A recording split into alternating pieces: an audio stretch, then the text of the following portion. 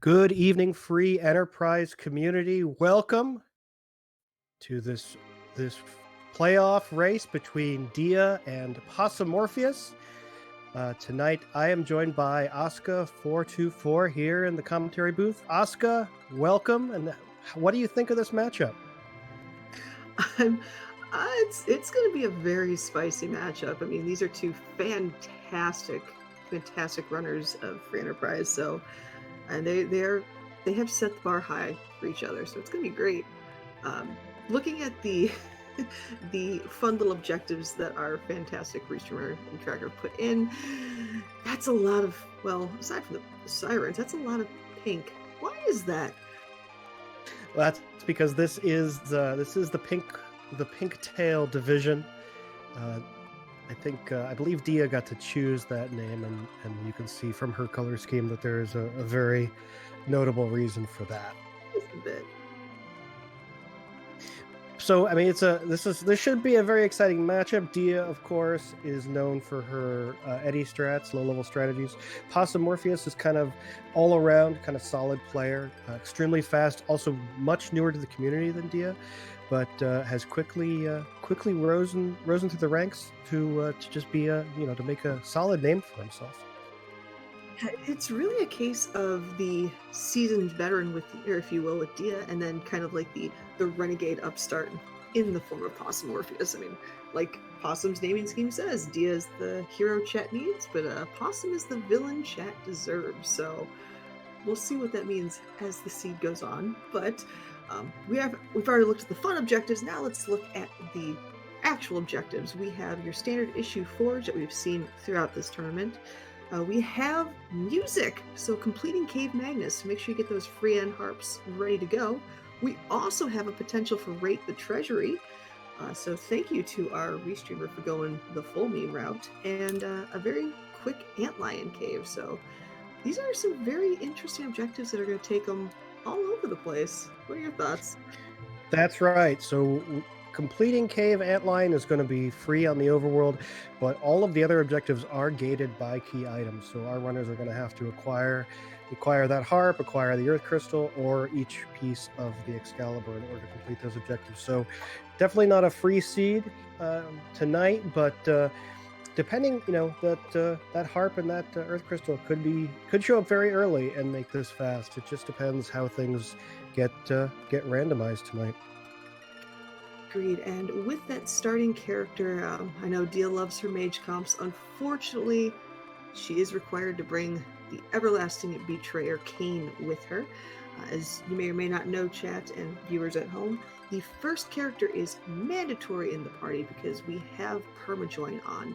That means that whoever shows up on that new game screen, they're forced to take. Anybody else, they have one option, or two options. Take them permanently, or send them to Mysidia and maybe take them later.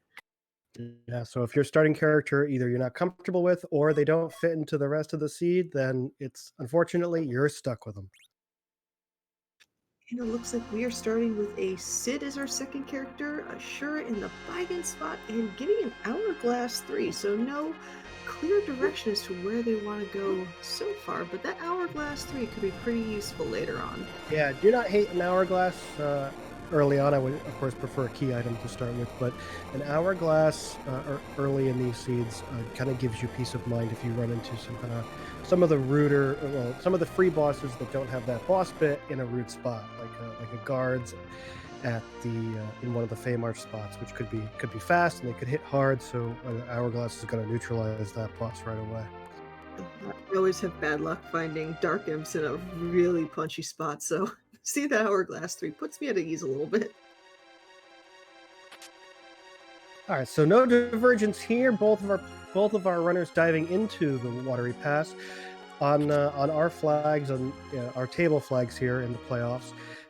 The watery pass is kind of a higher weighted area, so they're going to pull a bit higher tier loot out of these chests than they would in, say, like some of the dungeons that contain key items. Now, you've heard of first Sid, but how about second Sid? It looks like we have C2 right now with our second Sid, and both runners said we'll hold off on that one. But I've already seen them catch a silk web out of one of the chests, which is fantastic, especially when we eventually get to Z, because that is really effective against them. No, definitely. We always like to, that's another box we can tick off. Have a silk web, at least one, and that will make the Threemus fight a little bit more manageable once we get to it. Now it looks like Dia is moving deeper into the watery pass. Now, if you had a character that had exit, you're better off probably just staying in the watery pass, manually walking through the whole area. But since they don't have that exit yet, it's technically a little bit faster. Just hop back out, go in your airship, and move to the other deeper area.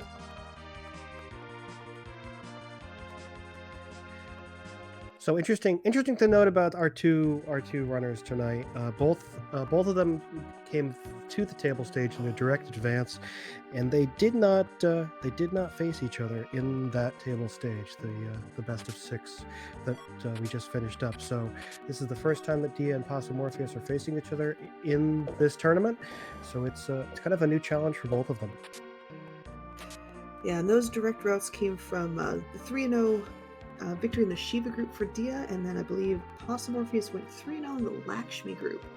That feels like so long ago, but yeah, they had similar records in the table, with Dia going 5-1, her one loss being to Invenerable, and then Possum going 4-2, and I am remiss, I don't remember the two that he lost to. So Possumorpheus took losses to Slippery and Zyrak. Ah, gotcha. Now, I personally love some good vanilla. I also love Best Boy Edward, so it's really nice to see Edward showing up in DMCN right now. Unfortunately, I don't think our runners are going to be as happy to see him as I am, so they're probably going to be saying no. But that does leave potential Eddie strats on the table. Yes, it does. And so if we do see early go mode, that increases the chance that Dio is going to pick up that Edward and show chat the strategies that she is kind of famous for. Pretty much anytime you take Eddie strats into Z, that is a 15 to 20 minute fight of constantly getting your inputs perfect and not being able to rest on your laurels, because one little mistake and you're not going to survive. Ooh, Dia picking up an elven bow from Castle Eblin. I like that for increasing our chances to take Sids, and since Sid can wield bows, but really would love to put that on a Rosa if we happen to find her. So speaking of Sid, we know we talked about second Sid, but have you heard of third Sid and second Cain? So we have, I'm not sure if our restreamer realized that Fu is the only character that's banned in this table set. So yeah, we don't have many options right now for our runners. Have we even seen one mage? I do not believe so. No, I think we had 3 Sids, and then there's second Cain. So far we are mageless, and this is actually playing against Dia's strengths right now.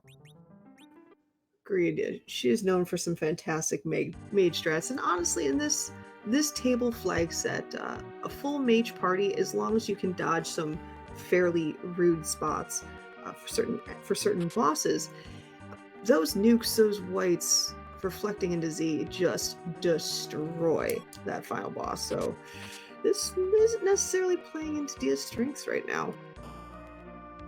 I mean, let's entertain the idea that we don't get any mages. Hopefully we'll see a white mage here on Mad Ordeals. Let's see what it is. It is another bar, not a white mage. Going into the Zeromus fight with all melee fighters without a white mage to cast Berserk is really kind of a rough position to be in. I mean, it's a doable fight, but it's gonna take a long time, and so we, just from that fact, if we don't get any Berserk casters, we're not gonna find the coveted item from the group stage, the Bacchus wines, which automatically cast Zerk on your party. So we want a white mage somewhere. Wow, so I think we have distinct 3 on accidentally. That is another Sid. I mean, this is looking great for potential grinds like a Mac Giant grind, especially if you can't find Atella. But yeah, this is looking like a Quint Zerk setup so far. All right, but again, if we don't have Zerking requires mages. Let's see what we have. Cecil is having a drink with the evil wall at the Baron Inn. Cecil does not cast Zerk, although is technically a little bit of a baby white mage. I don't think that's the white mage we're looking for. I mean, as I'm sure everyone can agree, whenever you feel like you hit a wall, you just have to have a drink in the tavern. Yeah. So, of course, all of the because we're getting all these character checks because free characters are on. There are a lot of characters who are still gated, who we're not going to be able to see until we get a key item or two. That Earth Crystal, which is required, is going to be gating 2 characters. So with Permajoin on, it's going to be interesting to each runner's strategy where they decide to pick up characters and when they decide to wait. It looks like Dia picked up her second character, and Possumorpheus looks like is going to be deciding to take the Cid as well here. I mean, very worst case scenario, Cid is a fantastic chemist and has a massive health pool with levels. So even at lower levels, he's got a lot of hit points to burn. So he can take a few shots if need be. But yeah, this is looking awfully rude. And at this point, I'm surprised neither of our runners have checked the Sand Ruby character, just maybe to find some form of possible relief later on. Yeah, that's true. I mean, I don't know if I would check it without the Sand Ruby. I think that the Kaipo as a town is kind of been ignored on table flags, just because unlike group flags, that item shop isn't as valuable, those weapon shops aren't as valuable. So if we don't have the Sand Ruby, there's not a good reason to go there. Looks like Dia is equipping her cane, getting ready to take on our first objective, which is the Antlion nest. So hopefully we'll get some good items there. And it looks like she's just going directly heading over that boss. Some more PK is crying that there's a required Antlion tonight. It's like, just looking at Dia and how she's completely ignoring all the chests. I know Dia in the past has been someone that has not really gone after chests. Thinking about it, it's not too surprising, but looking at our boss in the Antlion, we have our favorite dose of ha ha ha with Golbez. Yeah, I mean, again, Dia really favoring mages, kind of benefits from not looting. That just saves her time. But when you have a cane and when you have a Cid in your party, you need gear. Throwing that Elven bow on Cid early on is going to get him to do some damage, but Kane really needs either a sword or a spear to be doing any significant damage. Agreed. And as chat's pointing out right now, having Golbez here is very interesting, because there are 3 bosses that cannot gate your way underground. They are Wyvern, also Galahad says hi. They're Wyvern, Valvalis, and Golbez. So if this spot happens to give, let's say, a hook, the runners should be able to remember that because Golbez is here, there is a Magma key somewhere. Yeah, absolutely. Sometimes runners are blinded by the fact when they pick up that underground access that they forget about those gating characters.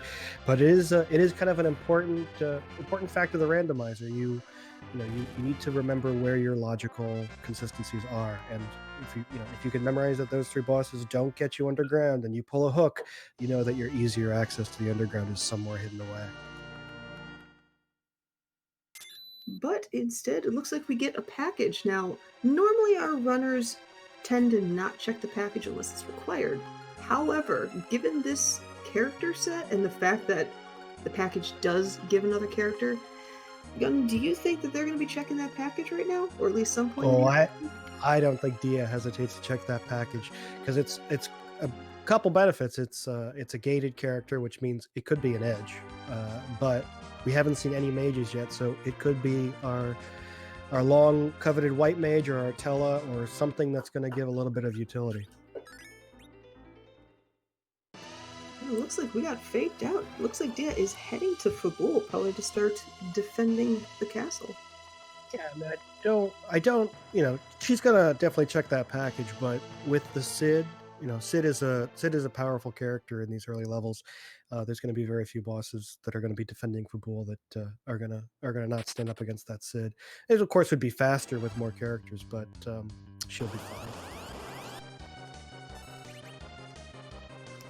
And speaking of bosses that do not gate the underworld, we have our second boss that gates the underworld in the form of Valvalis. That's I'm right. So very happy to see that here. confirmed that our logical underground access will not be given to us by the King of Fabul tonight. And Valvalis, with that bugle tornado of doom, there is one character that is very good at breaking that tornado, and that is Cain. All he has to do is essentially jump, and that tornado goes away. Though, speaking of gated characters, I think we had a little bit of commentator blessing going on, GPS. Oh, only because every time I check a gated character on my table seeds, I always hope for that edge, and I always miss on him. But here he is, best boy from the group stage, Edge showing up to do some double sword damage. The only thing that makes Edge a little bit worrisome, especially later on in the seed, is that you really want to see the stronger weapons from Edge. Early on, he will just wreck everything, but unless you get better swords later on, his ability to do damage starts lessening over time. So hopefully Possum looks like he is going, the package round will be taking that Edge. Hopefully they'll be able to find some good swords in the future.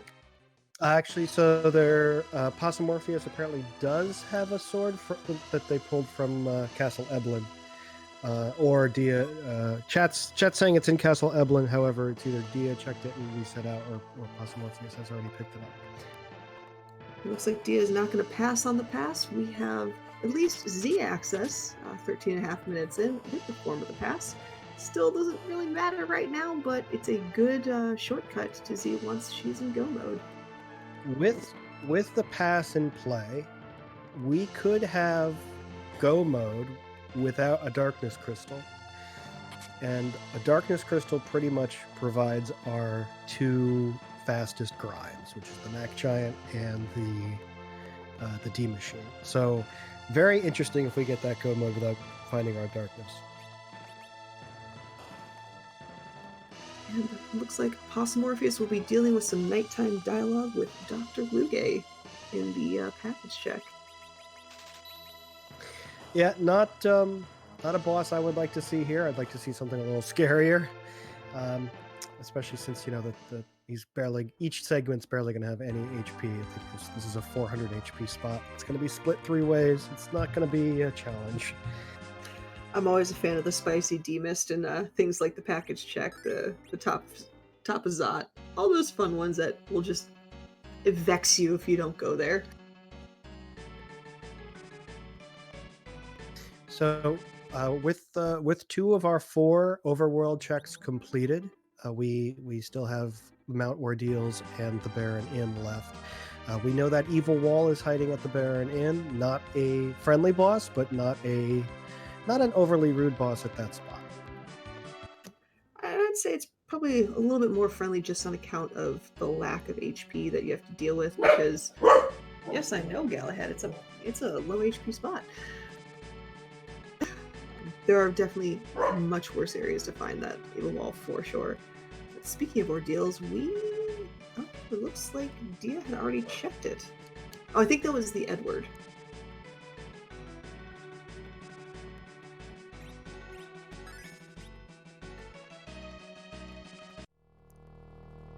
Which spot? The Mount Ordeal spot. I didn't happen to see what character that was. I believe Mount Ordeals was another Edward.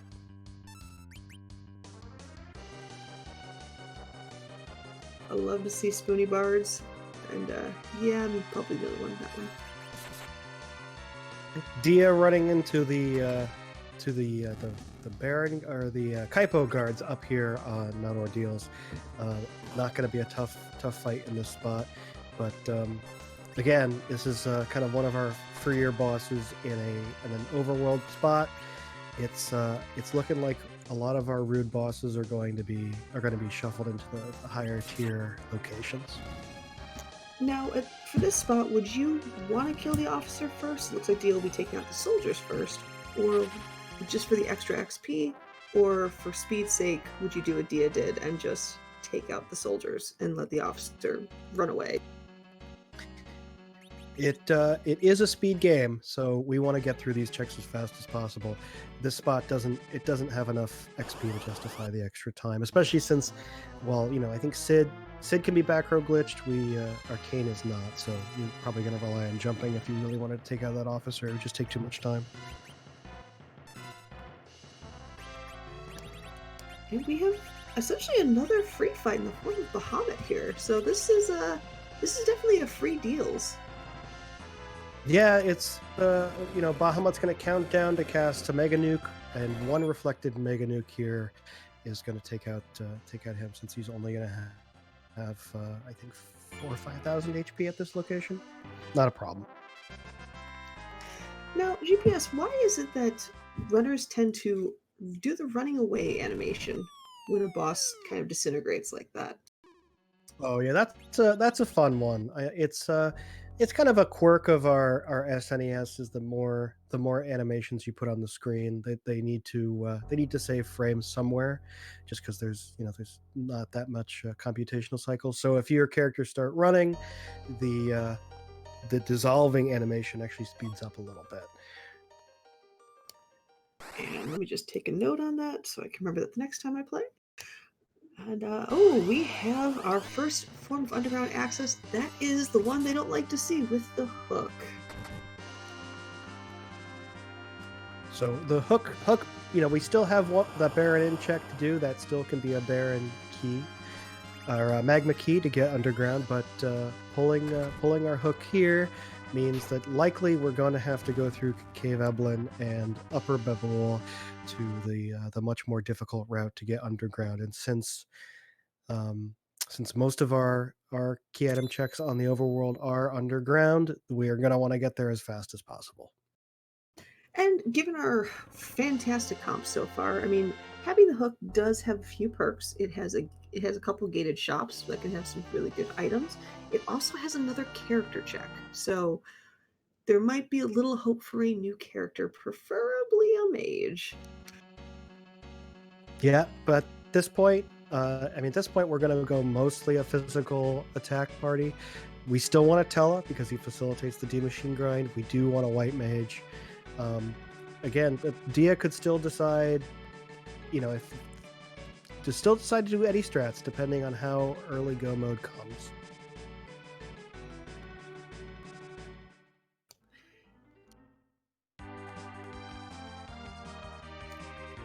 Chances are Dia will probably be heading to Baron, possibly, to check to see that if that last spot gives the Magma key, or let's see if she will just head straight down into the hook route. It looks like she is at the very least prepping for the hook route. Yeah, and X-Pancraz, who our restreamer tonight, pointing out that Edge on the table flags is restricted from being able to steal sirens, but Edge can still steal Bacchus wines from the Mad Ogres. So in the absence of a reliable white mage, we can go pull the Mad Ogre chest and steal some wines to our content. And answering Woo Bear in chat, and amount of deals with Edge is what happens when you check the package, because that's where our Edge was hiding.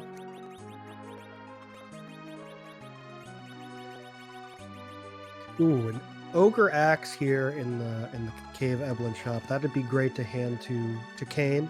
It'll make that Mad Ogre's chest go a lot faster. But I don't think Dia actually picked one up. I think it might be still a little bit too expensive. Worst comes to worst, there is a little bit more looting that she could do and hopefully get a bit more money so she can get that axe, because that would be a very fantastic pickup for her team.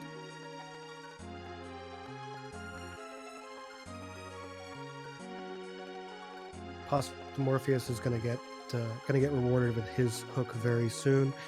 No, Dia still has not checked that package. and does not have edge, which is going to give Possumorpheus a little bit of an advantage going through these potentially tough bosses here on the hook route.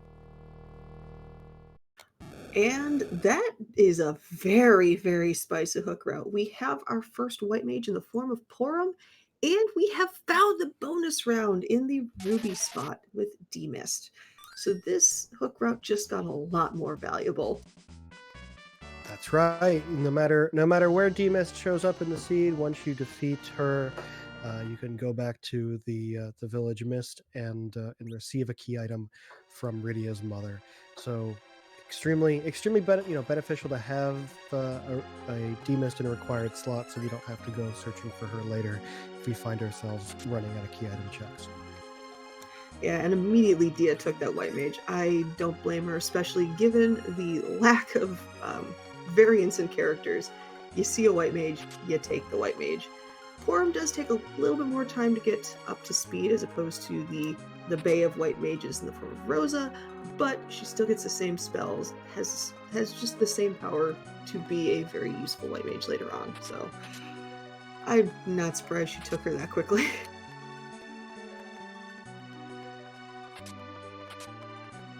No, absolutely not. I mean, it's like finding a glass of ice water when you're wandering through the desert. You're just gonna grab at it. And actually, one thing I do remember in the Watery Pass or somewhere nearby, there was a power staff. So at the very least right now, I believe the power staff can actually be used to zerk the teammates. So even though Porum might not have Berserk right now as a form of a spell, as long as Dia hasn't sold that power staff, that's what she can use to get a little bit more power from her melee fighters. Possumorpheus is going to be taking on this evil wall, and we'll see what our key item is here at the Baron Inn. Webear noting that that the King Queen Evelyn spot cannot be a Wyvern if the underground. If this is our only pass underground, but if Possumorpheus checks this in, pulls out a Magma key, then indeed our last gated underground gating boss, or the boss that can't show up to get our underground, can be here protecting the upper Babel's path. What's a little bit terrifying though for Possumorpheus is if he does find the Magma key, since we know that Demist is actually on the hook route, if Demist has, say, the Twin Harp or the Earth Crystal or either piece of the Legend Sword, that could be absolutely devastating for Possum, since he might not go the hook route at that point until much later in the run. Correct. So it looks like we're going to see Dia here. Also going to check the Baron in before continuing through the hook route. Probably just wants to make sure that she clears this key item check before spending the time pushing through the boss. Speaking of pushing through the boss, Possumorpheus has finished the fight at the Baron Inn and is rewarded with, it's a perfect time to get the Baron key when you're already in Baron. It is indeed. I think this is going to be some routing. I mean, pushing, Baron has another gated character, so that could still be Artella, and it will give us another key item. But of course, if it's a rat hole, if Baron leads to a different, actually, what other dungeon don't we need? Maybe a Luca key. And then, that you can get lost down that path. But I don't think, both Earth Crystal and Harp wouldn't be rat holes because they're both required at this point. So, it can't lead into a bad chain, but it's still, if one runner decides to go Baron, one decides to go the hook route and then gets value there, it could cost them some time. We see Possum taking on the hardest boss of the game, the NPC boss, who just didn't really want to sell weapons today. Yeah, with the Baron Inn, like GPS said, we do have the character, the key item, and we actually have essentially a second key item in the form of the Odin throne. Chances are our runners aren't going to take on that second key item find right away, a little bit too low level to, depending on what character, what boss is there, but it does open potential additional key items too. Yeah, it certainly does. I mean, I bet we see both runners check that Odin throne if they go through the trouble of clearing Baron right now, just because they have an hourglass in hand. So even if it's Dark Imps or if it's the Baron guards, they could freeze them in time and take them out. Now, I believe the Cecil at Baronet, is that our first or is that our second Cecil in the seed? Because that opens up some very interesting agility anchoring perks. That is our first Cecil. Gotcha. Yeah, in these flag sets, we do have vanilla agility anchoring on. So if there is a Cecil in your party, no matter where he is in your party, that is what we use. That is the character we use to create the agility anchor. If Cecil is not in your party, it is the character in the middle of the 5 spots. Now, if you were to find, say, a second Cecil, the preference for the Cecil goes to, again, the character in the main spot, or the priority spots, which would be middle, then top, then bottom, middle top, and then middle bottom. So if you have a 2 Cecil party, what some people will do is just put their Cecil anchor, have them set up for the best relative agility they can put together, and then the second Cecil just goes brr. And Yeah, that was a lot harder than I thought it would be to say. Yeah, no, I mean, the agility manipulation is always a little bit daunting to explain, but essentially that middle spot is important, and as long as your slowest character is in that middle spot, unless it's a Cecil, which will always be the anchor wherever they are, you'll be okay. But yeah, second Cecil, great strategy on these flags, since a single Cecil is a very fast character and speeds up a lot of rude bosses. But if you're taking that second Cecil one, it's kind of burning one of your spots, which could hold a Tella, which they have some utility. Could hold another Mage that you can use until the very end, then throw a curse string on. It's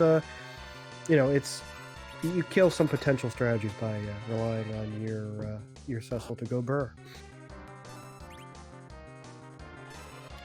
And actually, while both our runners are fighting Ashura right now in the Bygone spot, I just want to give a quick shout out to the wonderful people we have behind the scenes who, I mean, GPS and I just get to hang out, have fun, talk to everybody watching this race. But we have our restreamer in the form of X Pancraz, who rolled this delicious dumpster fire. Kudos to you. And then our tracker, Microcords, who is furiously pushing all the buttons, and 30 minutes in, you've had to push quite a few, so congrats to you, and shout out to both of you for making this look fantastic. And also, please don't forget to, you can jump over and give both of our featured runners a follow, and check out some more free enterprise action over on their own personal channels.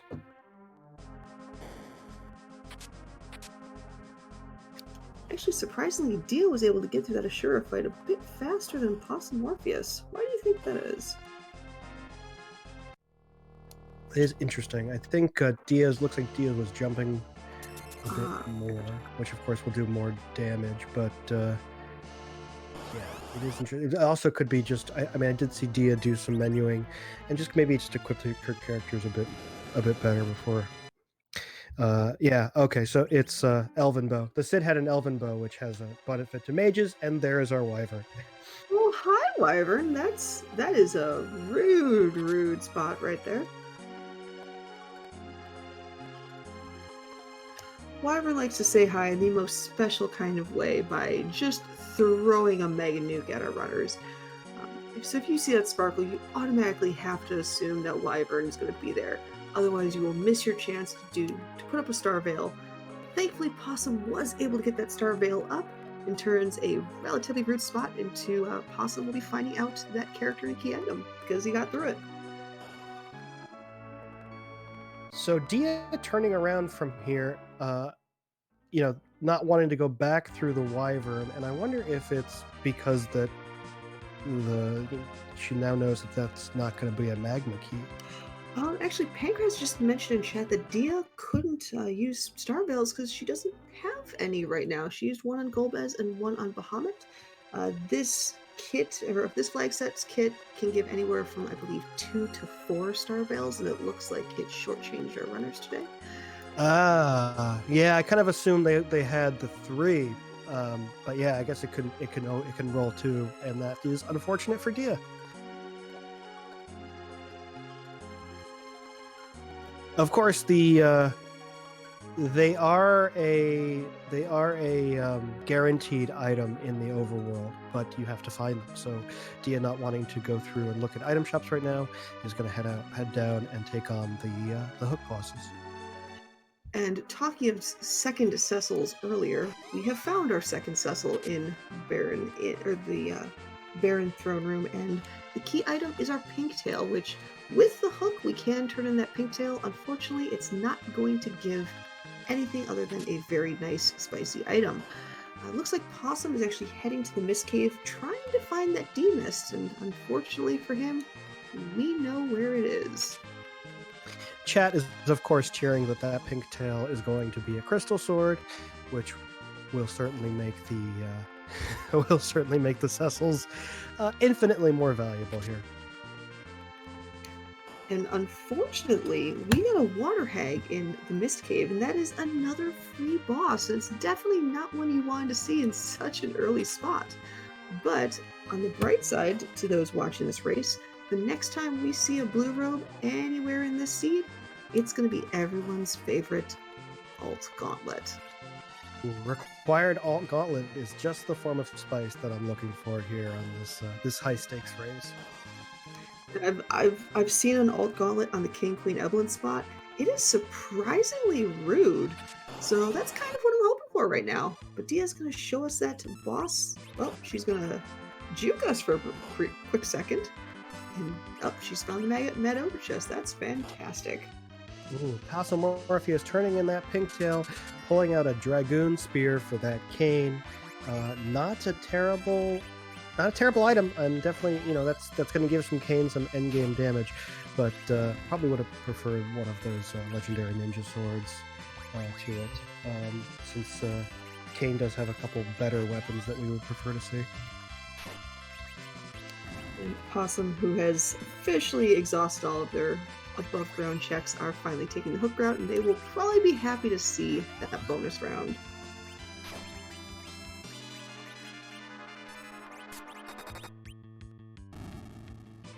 I think this is also a good opportunity to talk about the changes to kind of the way the tournament works here in the playoffs. So up till this point, all of our matches have been a kind of a single elimination or single round. Here in the playoffs, starting at the round of 16, all of these matches are best of 3s. So Possumorpheus and Dia will be playing a best of 3 match here. So if Possumorpheus loses here, they'll get an opportunity, up to 2 more opportunities to try to claim a win here and move on to the round of 8. And the only exception to that one is our finals, and that's not a best of 3, that is a best of 5. So we get to see even more free enterprise with the final 2 runners, whoever they may be. And what's been interesting about our groups, essentially our brackets thus far, the Pinktail, which is where Possum and Dia currently are. There's also the Darkness Crystal, the Earth Crystal, and the Spoon brackets. The top 4 seeded runners in this tournament were able to pick their own bracket setups, and they got to determine who fought who.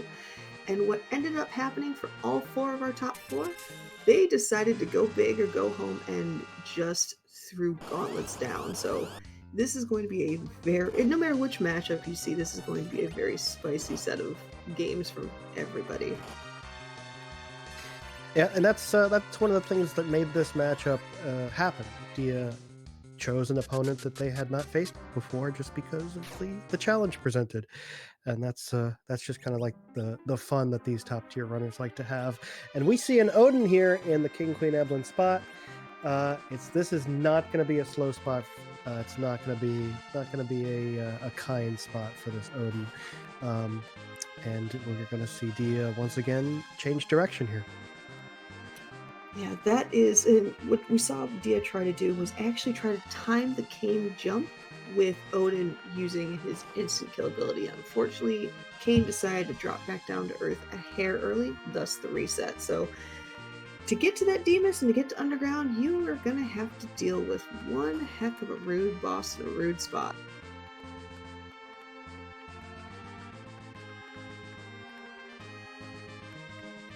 So Possumorpheus resetting out of the Stale Man chest. And I wonder, Dia has some options here. She can go to loot Castle Eblin, go back and find those Star Veils to take out the Baron spot if she doesn't like her chances against that Odin. There's still a lot of stuff to do in the overworld. Getting underground is of course a priority, but there's going to be some interesting strategies ahead. And right now, runners are definitely looking for some form of lightning damage, whether it's Thor Rage, the Everworld Thunder Thunderclaw. So that's very interesting. She must have known that Zeus Rage was there. Purposely turned around to go grab that single item and then come back and is going to throw it against Odin. That shows exceptional memory, because I know that once I have to reset out of doing some treasure chests, that knowledge is just absolutely gone from my brain. You and me both. And for me, I'll probably spend the next 20 minutes going, where did I see that? I think I saw it. Did I? Kudos to D on that one, for sure. Yeah, that's exceptional memory. That's wow. I mean, it's one thing, because watching Dia play is always fun, because her strategies tend to be a little different from other top runners, but that right there is just kind of showing exceptional memorization is just another level of interesting ability. And it's confirmed by chat. Apologies if I say the name wrong, but Abinky did mention that Dia looted the item early, but had to reset because of a monster chest below it. So again, that memory was on point. Yeah, she basically followed the same path that we just saw Possumorpheus do. Hit that Stale Man chest and reset out the first time she was through the cave. Dia successfully was able to do the first jump. Let's see if she can do it again.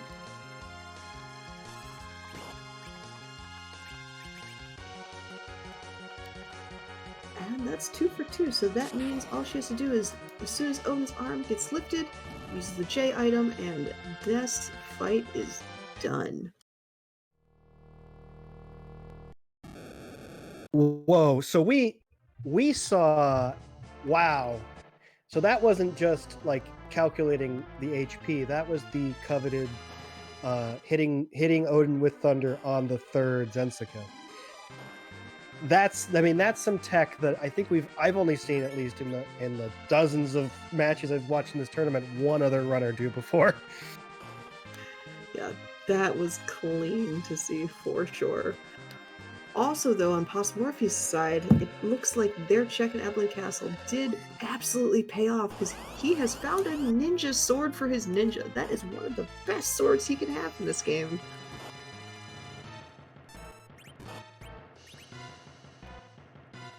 Yeah, and likely that's probably the best sword for Edge that you're going to be able to pull from a non-trap chest. So Possumorpheus is not hesitating to re-equip his party, and with the Kane back row glitch, with Sid back row glitch, we're going to see probably going to see an attempt at Odin very soon. We'll see if Possum does try to do the same exact strats as Dia did with the very, very clean Thunderstruck strat. So we have Demist here. Demist is not impossible here. She's not going to hit for very hard, but what's gonna be the crux of this fight is the amount of HP that Demist has. Demist is going to have 24,500 HP, And after hitting 3 times, she's going to enter that mist phase, which is going to make her invulnerable for a small period. It's going to slow down the fight considerably. So you see Dia kind of throwing those slows to make the periods between when D-Mist is active in mist form a little bit longer, slow down those 3 hits, and kind of maximize the DPS that she's able to get off.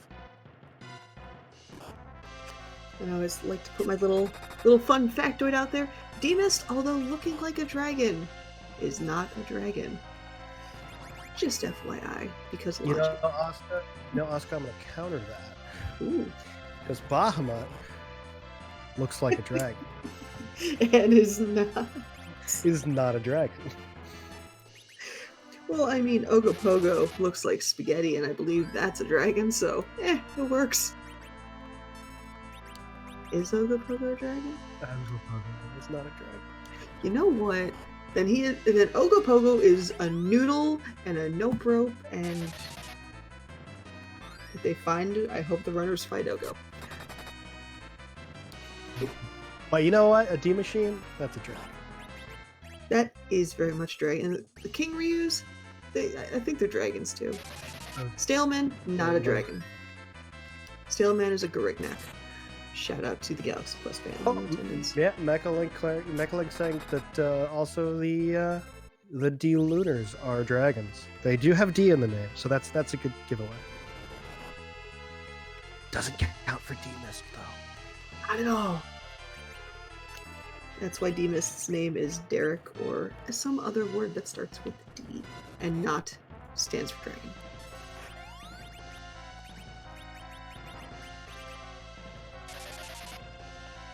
Possumorpheus making his way through this trap chest, and I didn't see what that was. It was a sword, though.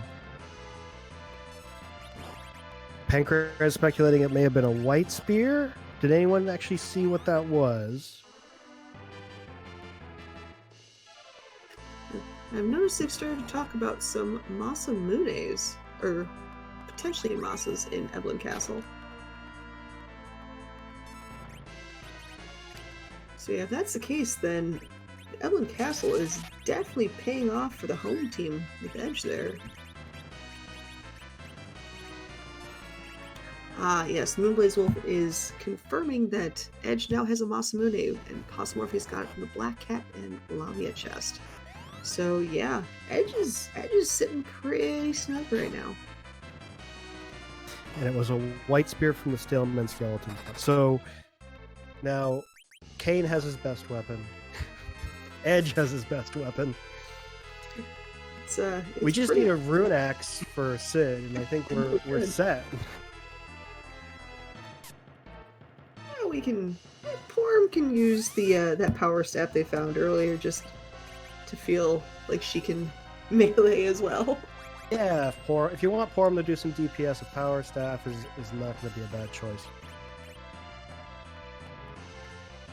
I agree, Dark Paladin, that the defense sword is the best weapon for Kane, but yeah, that white spear is technically the last one you get in vanilla, so tit for tat. But I would rather have a defense sword than a white spear, yes.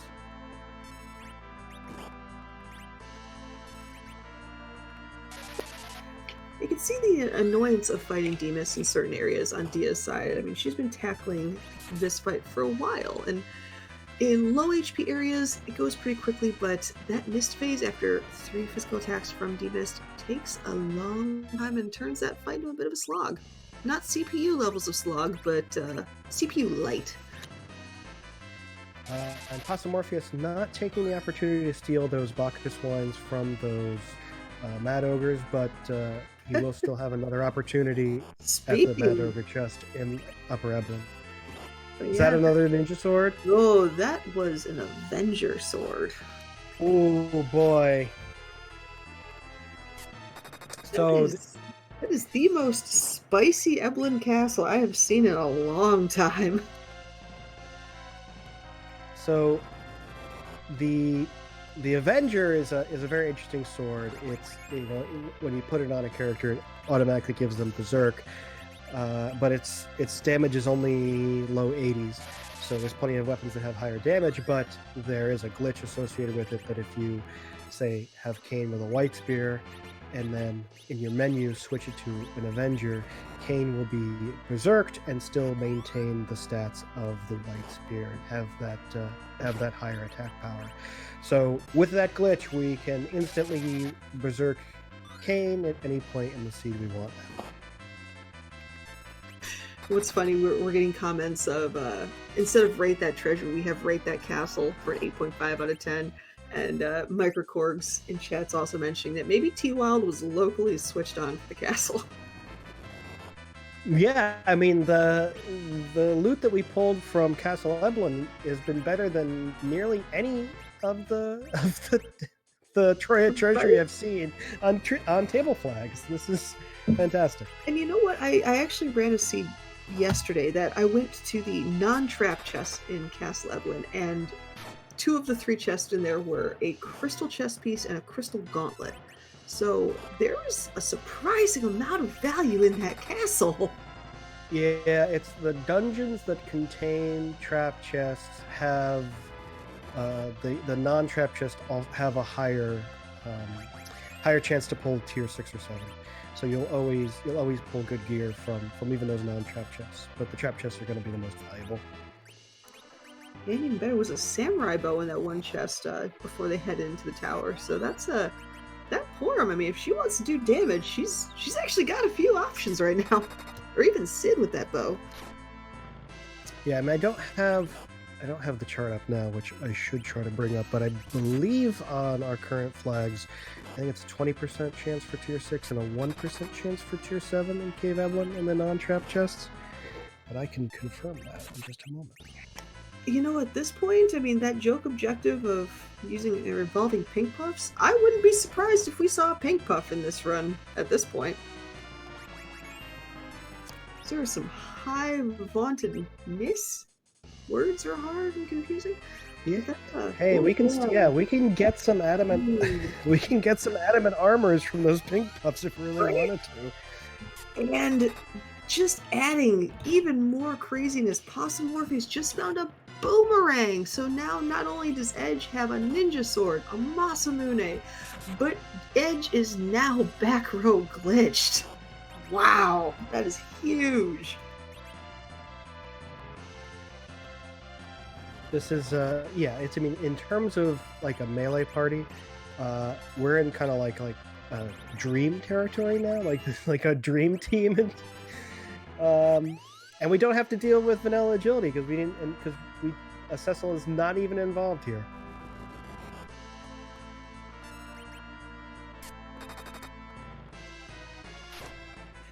I mean, at this point, for a 5th character, do you still look for that Tella, or do you try to find another melee character? Because you've got some good gear for him at this point.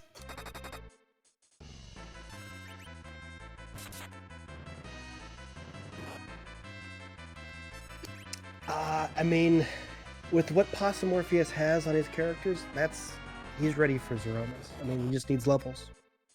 Oh, 100%. And now what's interesting is Possumorpheus is very quickly catching up to where Dia is, and it was noted in chat that Dia started her fight against D-Mist at the 40-minute mark. So she's been at this for a while, and it's no fault of her own. It's just D-Mist is very annoying in this spot because it attacks quickly, has a decent amount of HP to burn through, and again, after every 3 physical attacks, it turns to mist. So we'll see if Possumorpheus is able to gain some time once he starts fighting Odin and then D-Mist. Yeah, the D-Mist fight with this much HP is just rude. Even throwing 2 slows out with Sorum at the beginning just didn't make that much of a difference in the time that this is going to take. And it looks like Edge might be getting ready to really get the party started by, looks like they were taking their time to steal some Bacchus wines. So why not?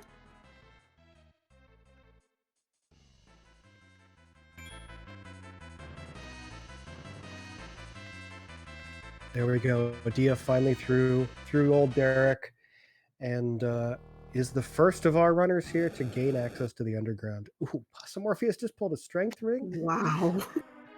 I think Dia got it first, but I missed it the first time around. But wow, Possumorpheus is giving that to Kane or Edge at this point is just power overwhelming. The only thing he needs now is a power shirt just to be like Right? a perfect melee run. At this point, any one of his characters can go bearer.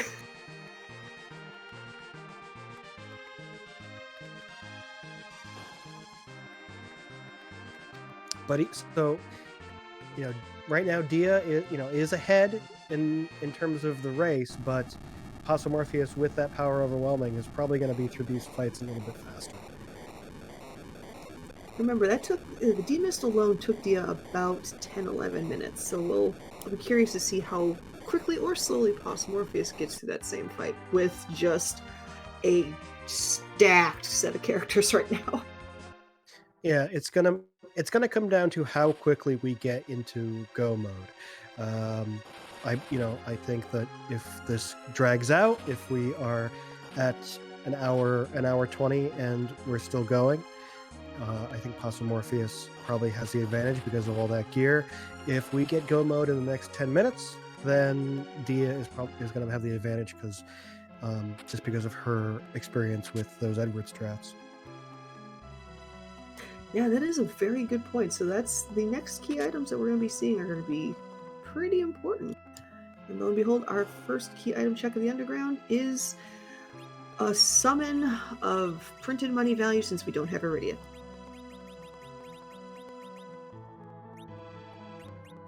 Ooh, Dia finding vampires and cure 3s here. Those vampires are good to note because that's what she'll require for Edward strats, just to do that extra bit of damage.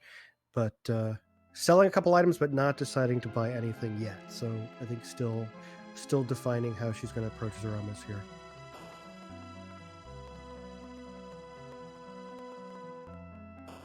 Yeah, it looks like Dia's taking the in to heal up her characters. She might be making a pass at the potential Fey March bosses. So we'll see what those are in the very near future.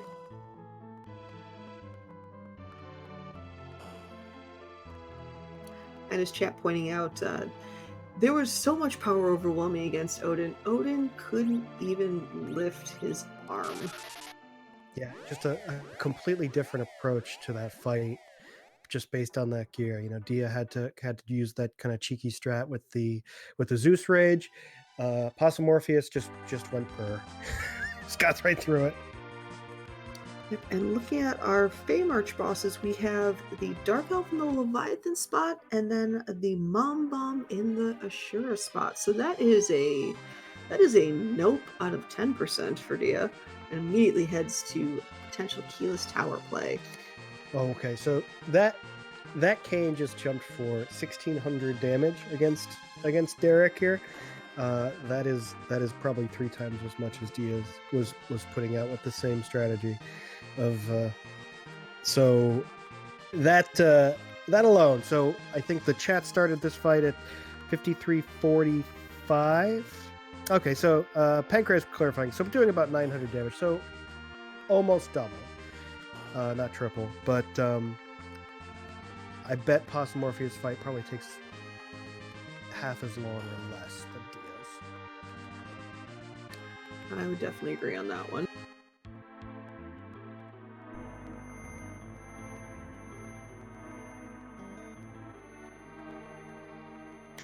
That oh, go ahead. I was to say that kitted out Edge is doing work with 1,1300 in and of his own right.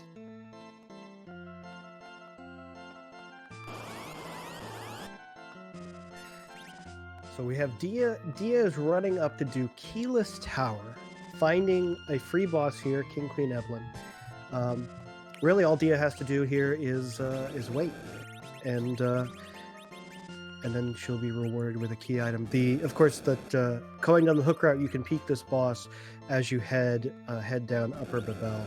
So she knew it was here and went right to it because she knew that this would be essentially a free key item.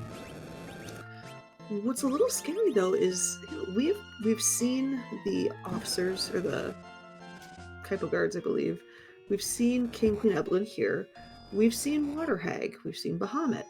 We've already taken care of and checked off a lot of free bosses in this seed. Now we've checked off some rude ones as well, but I mean, there's not too many free fights left to find. So there could be some rude bosses and some rude spots in the underground, or potentially the moon. Yeah, I mean that mom bomb in the Fey March is not going to be pleasant. So that's one potential rude boss that our runners may have to go up against. Dia pulling half of the Excalibur from the top of tower here. So it is a required key item, but it is not one of one. It does require the second half to complete an objective. So not exactly what she was hoping to find. The one nice thing, though, is that makes all three of the remaining objectives one key item away from being able to be executed. With Forge, you have to just find the Adamant Rock, Cave Magnus, obviously chat's favorite Twin Harp, and then, of course, the Party Rock in the form of the Earth Crystal for the Treasury. So it does make the Forge option a little bit more viable, so there is that. Yeah, absolutely. So we're looking for 2 of 3 key items instead of hoping to hit 2 exactly right now. And the one nice thing about forging the Excalibur is you do open up the fantastic Cocal Shop, which is arguably the best shop in the game. That's where you can find some really good items that you have to forge to get access to the shop for. Yeah, and a lot of those top tier J items are only going to appear in that Cocal Shop. So the Bacchus Wines and the Sirens we got so used to in group flags, they are only going to show up in that Cocal Shop. As Possum is still tackling that Derek missed, we have Dia setting up Sheila 1, not waiting to get the pan. I wouldn't be surprised with this setup. She heads back above ground, checks that Sheila 1, and potentially checks that D missed. So we do have that objective, or that 3 key item check on the table now. Yeah, but once those 2 checks are gone, Dia's going to have to start taking on some bosses to do any kind of advancement. So we still have Dwarf Castle, and we have Baron Castle, and that Odin Throne. We don't know what boss is down there. So yeah, I mean, there's still a ton of race left here. Some divergence could give Possumorpheus the advantage when they get into the underground, which is right now. And a Luca key. That's a couple more checks opening up. So we still don't have a darkness crystal. So right now we are going to try to complete full clear our planet Earth and hopefully gain that value somewhere. Now, a couple points of note. Possumorpheus did complete the Derek missed fight in about half the time that Dia did. Rightfully so, given just the power overwhelming he already has with his melee comps. On Dia's side, she was very smart to land to the right of the town to check that key item from D missed. Because she has the package, if she were to enter the town from the left, the package check would have overridden the D missed check. So smart thinking on that one, and it looks like Sheila 1 might have the goods in the form of another key item with the rat tail. Oh yeah, so that rat tail is going to give Dia yet another free key item spot to check. So again, gaining more and more ground against Possumorpheus, but with Possumorpheus's current loadout, really, if he can start getting through some bosses, he's going to gain a different kind of advantage here. And if he running into Dwarf Castle here, that might be what he's thinking. He's very easily clear this dungeon and pick up a key item here. Yeah, it's a key item. It's a potential character check as well. More shops to check out. So I'm not surprised he's taking this route because of the power overwhelming he has. So we'll see who he finds.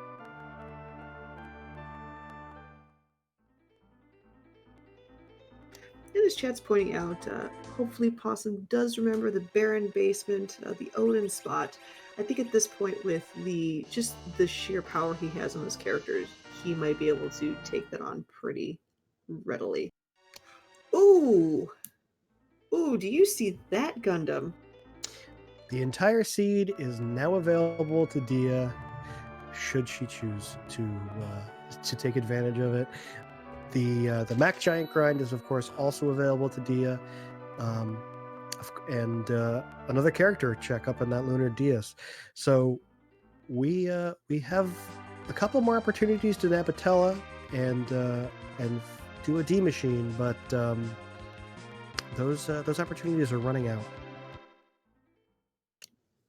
And side note, I was today years old when I realized that Mylon Z is shown by a red-robed character for fighting the elements at this spot.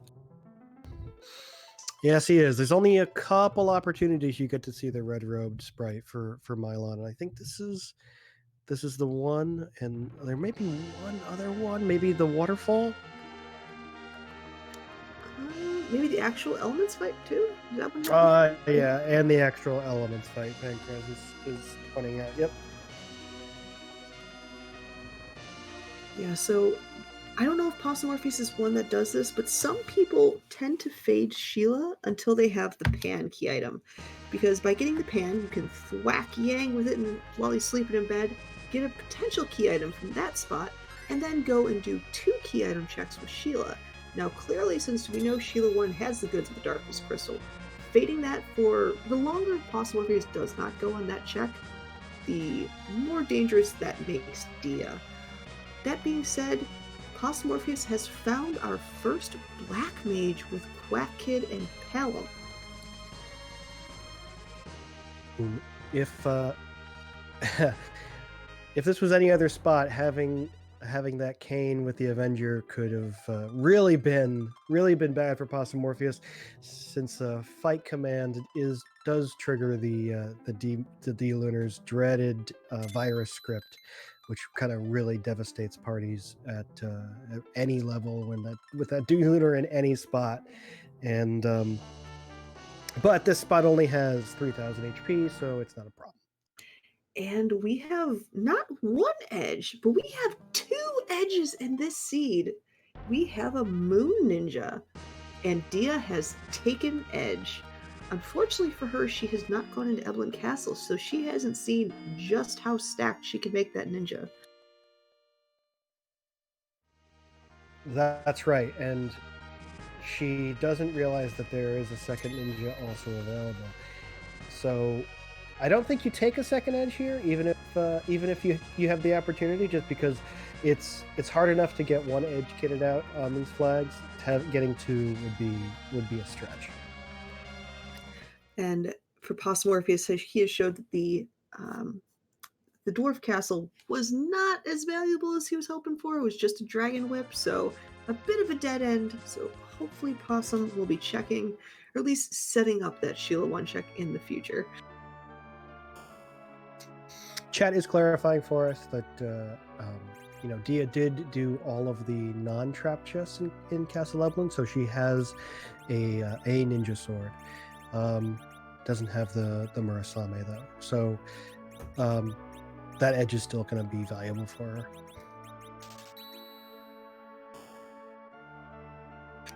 It looks like Dia is... I'm not sure what Dia is doing right now, other than some basic shop checking. Possumorpheus looked like he is going to be the true villain that the chat deserves, and not give us a job dwarf check, though it looks like someone did find a cursed ring, which is going to be fantastic for anchoring purposes.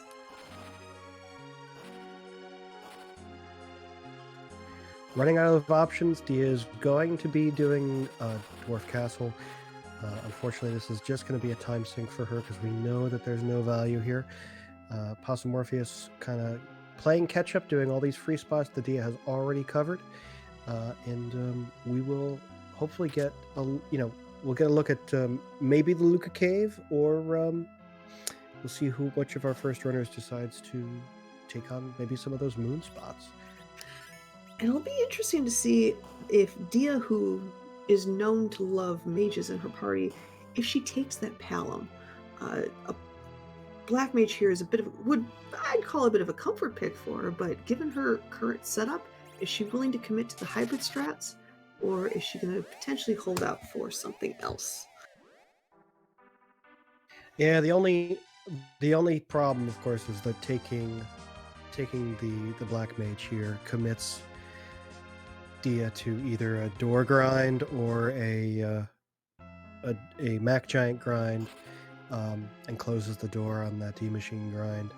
But there aren't that many places left that we can check for Atella, so I think that's probably what the option is going to be anyway. Take the black mage here or not.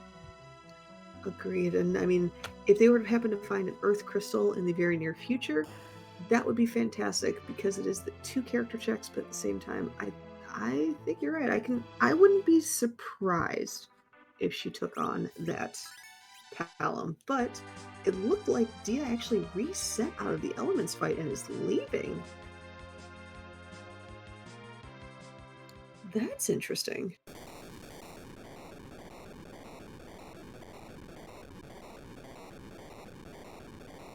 Yeah, I guess she didn't believe that she was going to get through it with her current party setup, or interesting. But yeah, I mean, if you're a runner that has as much experience as Dia would know that early if they can't get through that fight. So picking up some life pots, and I think she's going to try again, or yeah, she's going to try it again. And as chat is pointing out, it looked like Dia might have been out of life pots when she took that fight. So very smart play on her to flee right there. Possumorpheus on the right screen is going to be getting the good news that the darkness crystal is available, and his whole world is wide open for the taking. Well, via the rat tail.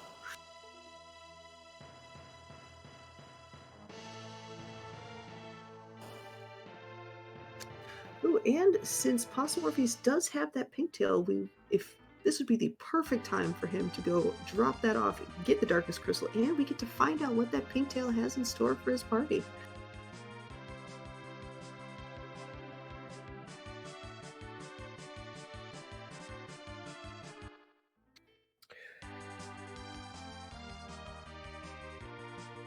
Yeah, Possumorpheus, of course, having to take the Falcon back and trade it for the Enterprise, which you always hate to see. Everyone's favorite game of Dude, Where's My Hovercraft? Yeah, well, at least it was right by the hovercraft. That Right. that at least saved some time.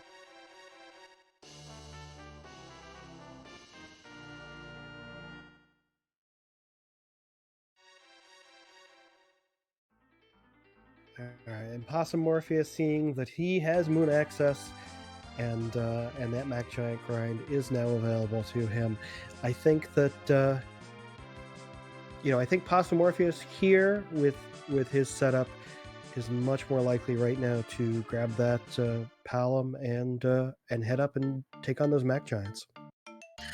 Now, first off, thank you for the Borzoi for rating, and welcome you to the Dia versus Possumorpheus matchup in game 1 of Dia Possumorpheus in the playoffs. Number 2, I believe that Possumorpheus might have actually already turned in the pink tail. I didn't see the pink tail in the inventory when they were turning in the rat tail, so we might. Oh, that yeah, no, was the dragon yeah. spear. That was it. Possumorpheus did it before he even dove underground. Yeah, so he's had that dragon spear for a while. He went full edge on us and just ninja'd that check-in. I'll see myself out. Yeah. I was just gonna ignore it, Asuka. Don't worry. That's okay. Looks Dia choosing to take Palom here and cementing her part without Tella.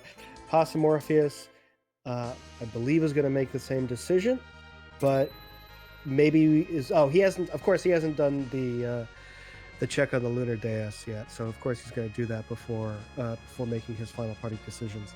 I think seeing the second edge, he'll probably do a reset back to Mysidia, and he'll make his final party decisions as well.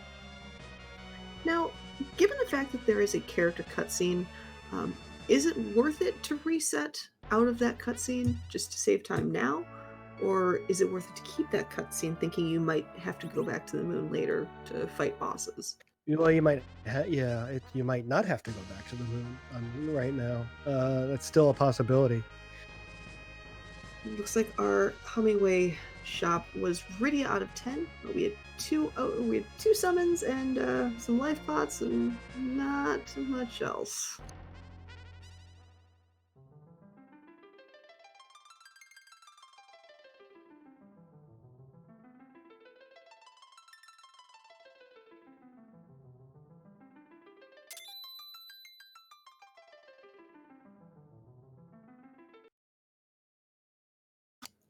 So while Dia's opening up the sealed cave with the Luca key, we get to find out if Possumorpheus is willing to commit to a second edge, and the answer is no.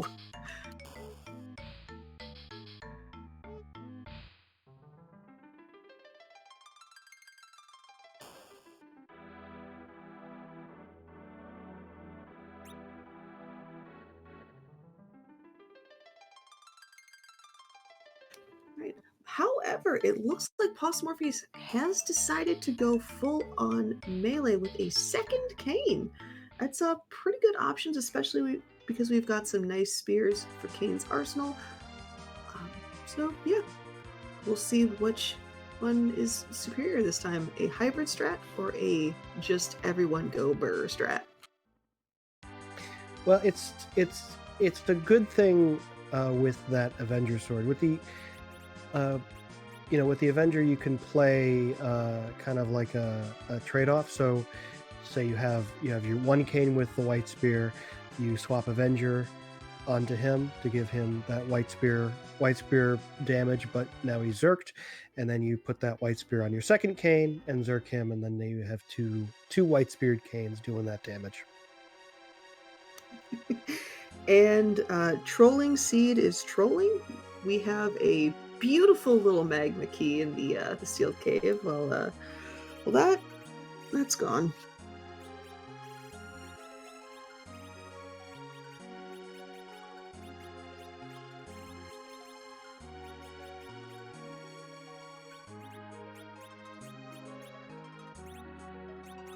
Yeah, our options on the overworld are quickly running out. Dia still has not been through the Baron Castle, hasn't been back to challenge our Wyvern, so that's probably weighing on the back of her mind. Of course, we still have our Feymarch bosses and the Odin throne, and that will then pretty much all the spots that are available to us without the Earth Crystal and the Harp, which are required and yet to be seen here. It's like at this point, do you start really looking at, given the few checks remaining on the planet, do you really start looking at that moon going, maybe I should check that, maybe I should do a grind and then check maybe the Lunar spot, see if I can find a condensed value, or do you full clear the Earth at this point? It's a tough decision because you don't want to do a Mac Giant if you don't have to without 10 key items. That's a good point. That is a very good point. I mean, the people who have been watching our table stage, are very familiar with the D machine grind, and it's a favorite grind because each D machine is worth a significant amount of experience, and then if you have 10 key items, it doubles. But the Mac Giants are worth less experience, and they take longer to get through than the D machines, and it's a far more risky fight. Because if your Mac Giant ends up hitting you, it doesn't do percentage base damage, it does ouchie damage. So taking on a Mac Giant grind is kind of like oh no, I don't have Tela, what do I do? And something interesting in Possumorpheus aside, I noticed that the curse ring was put on the second cane, but cane is not in the middle spot. That could be interesting. Unless I saw it completely wrong, it's actually on Sid. Yeah. Yeah, I mean, I think at this point, Sid is probably your best bet for Anchor, unless you're going to use one of your mages, but putting a curse ring on the mage, either mage right now, is just going to make their magic pretty inert.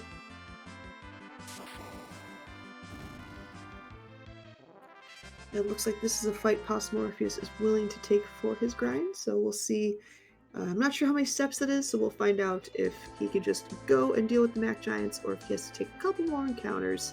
Looks like he'll have to take a couple more encounters. Actually, I I have rethought that because he just picked up that cane, didn't he? So that He cane did. is that cane is level 1. So maybe he only picked up that cane as an anchor and is not going to be slingshotting him in whatever grind he chooses. Well, the Mac Giant grind, which is, I think that's what he's going for. But so, yeah, we'll see what he does. This is going to be interesting.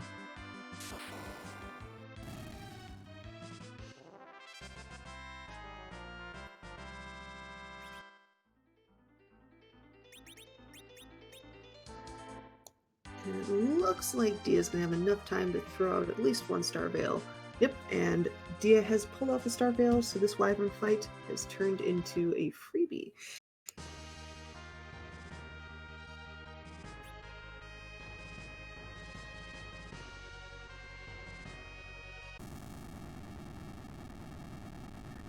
And the reward from Baron, I don't think it was anything significant. It was the pink tail, right? I believe so. Yeah, so we'll be rewarded with the Dragoon Spear, which is, I believe, is better than anything Dia has right now for her cane. But, not a key item. Probably might be a little bit of a relief, too. Yeah, because if that, for some reason, if she happened to find a key item, though with the pink tail you only get the good gear, that would be, or if it wasn't the pink tail, if it was a key item instead, I don't know about you, I would feel absolutely under the gun. Oh, for sure. No, for sure.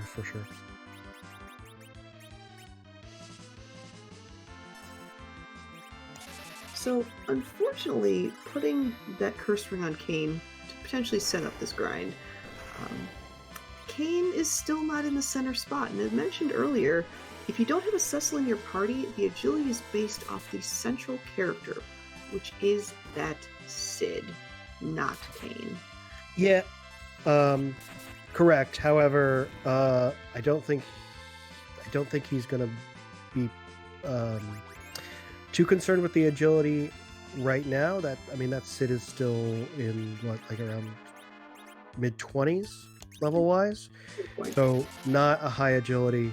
So this and the Mac Giants, you don't want this to be too fast or too slow.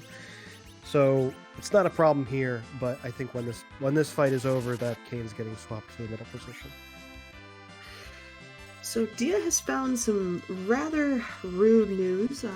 Baigen was not satisfied being the very first boss to get to see in the seed and decided to take a seat on Odin's throne. That is not necessarily a boss you want to see on Odin's throne.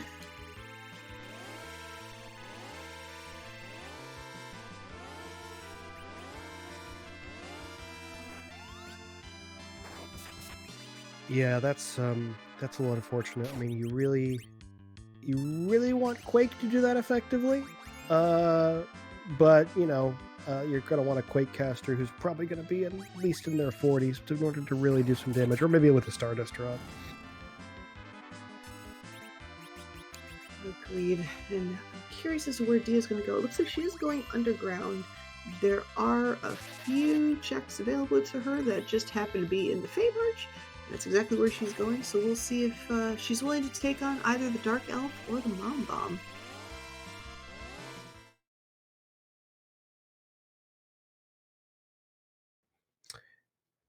Yeah, I think the Dark Elf is probably the more doable one. The Mom Bomb in the Fey March, especially at the Leviathan spot, is really fast and really punchy. I think actually Mom Bomb is at Ashura. Okay. I think still rude, but not as rude. So we'll see what we get here.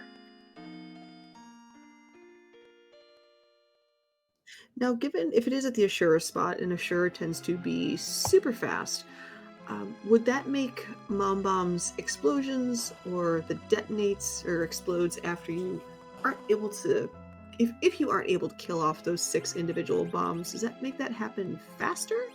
Or is it just, it's going to punch a lot quicker than before? I believe both. Oh, great. In not the great way. Yeah, Mom Bomb will get a lot more punches in faster, but also then will then explode on you. So it's gonna be, if that comes at the wrong time, that explode's gonna take you down. Makes sense. Let's see who Dia is going to be facing. It looks like she is willing to tackle a Dark Elf at Leviathan. Yeah, that would be my choice if I was faced with these two bosses. Dark Elf gets kind of rude in his second form, but is ultimately kind of a pushover in most locations. Though on the bright side, having that Dragoon Spear now is going to make Kain do a bit more damage when that second phase comes along. Yep, because I believe the second phase is technically a dragon. I swear I will find a dragon in this game if it's the last thing I do. I'm gonna ask chat, is the Dark Elf second phase technically a dragon? Yeah. Da, da, da, da, da, da. I thought it was, but sometimes this game proves me wrong. So again, Dia is really showing her game knowledge here. As soon as she picked up that Dragoon Spear, she was right here to use that extra damage to take out this dragon as fast as possible.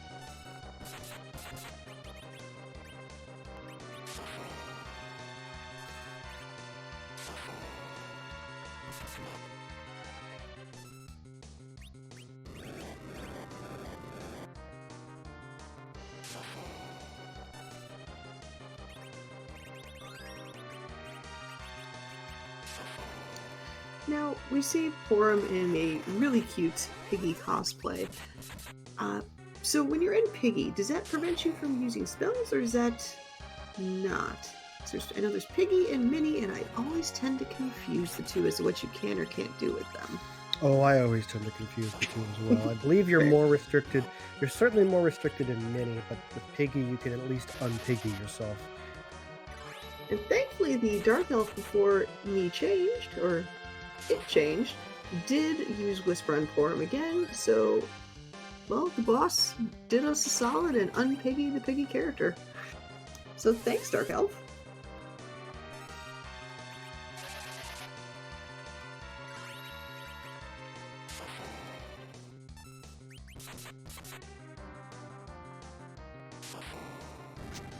And yeah, that Dragoon Spear is doing work against the Dark Elf.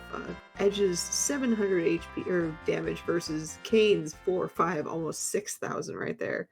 So that was a quick work on the Dark Elf, and we get to see what key item hopefully it has.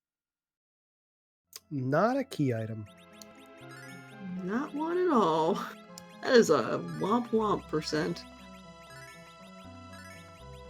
But Dia's healing up here. It looks like she's thinking about taking on the Mom Bomb now. I mean, very worst case scenario, and the Mom Bomb fight doesn't go her way. She knows that there is no value behind that demon or that Dark Elf, so if she has to reset, then she just has to reset and get that level or get those XP points elsewhere. It also appears that Dia is going to be using her Black Mage as her anchor. That's interesting and makes a lot of sense with three powerful damage dealers in the party. You're probably not going to be using much black magic against the Romas, even for a little bit extra spice. Better to have that Palom just anchor the whole party. It's one of those things that just kind of looks weird on Dia's side. I'm curious, definitely want to ask her after this match, how it felt to use a black mage, not as a black mage, but as a floor inspector, potentially.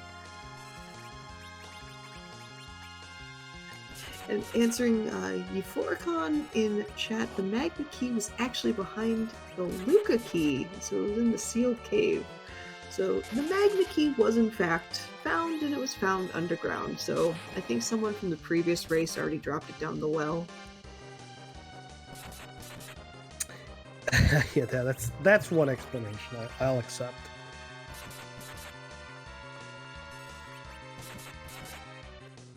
Possumorpheus appears to be done with their Mech Giant grind. They stopped their searcher, and finishing it off, getting nearly 800,000 experience.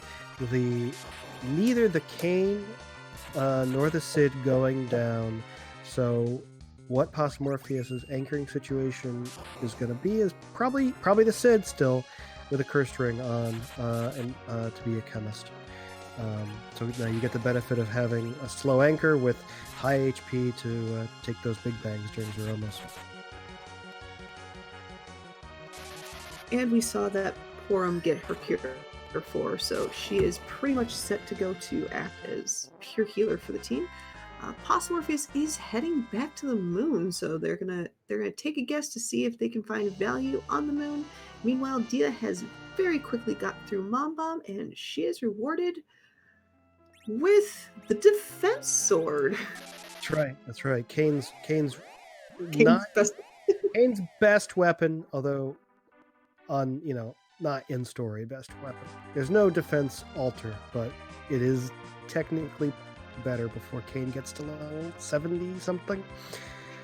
Which does mean, though, that aside from Odin, it's really looking like there's going to be value on the moon. Yeah, it's God, this is a rude one that Pancrase has given us tonight, because we had all Earth objectives and an early pass.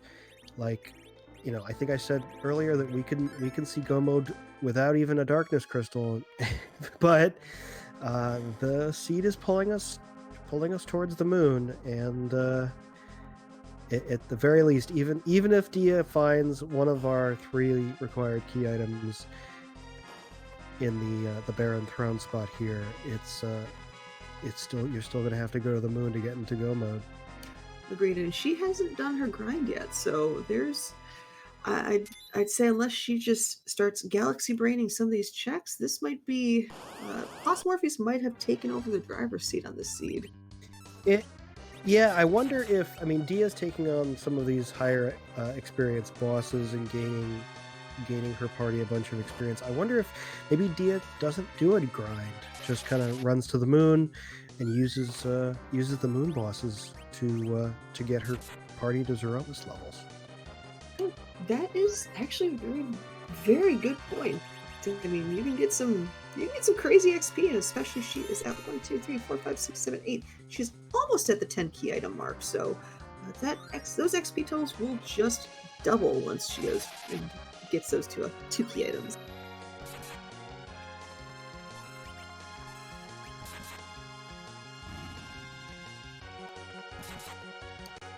Now, Possumorpheus is starting to make his way through the moon. What a lot of runners have been doing, if they have to go and do some moon checks, they are going the bottom-up route, and that's just because near the bottom of the lunar subterrain is the ribbon altar, where you would normally find D-lunars in vanilla. The reason that they prefer that check is that you don't get 1 check for a key item, you actually get 2. So we'll see if that's the first place Possumorpheus goes to try to find some value. Yeah, and because that D-Lunars was there in vanilla, it was technically 2 bosses instead of 1, so that Ribbon Room also has the highest experience of all the boss spots on the moon. So that nets you 100,000 experience before 10 key items and 200,000 afterwards. It's definitely a very tempting and valuable spot.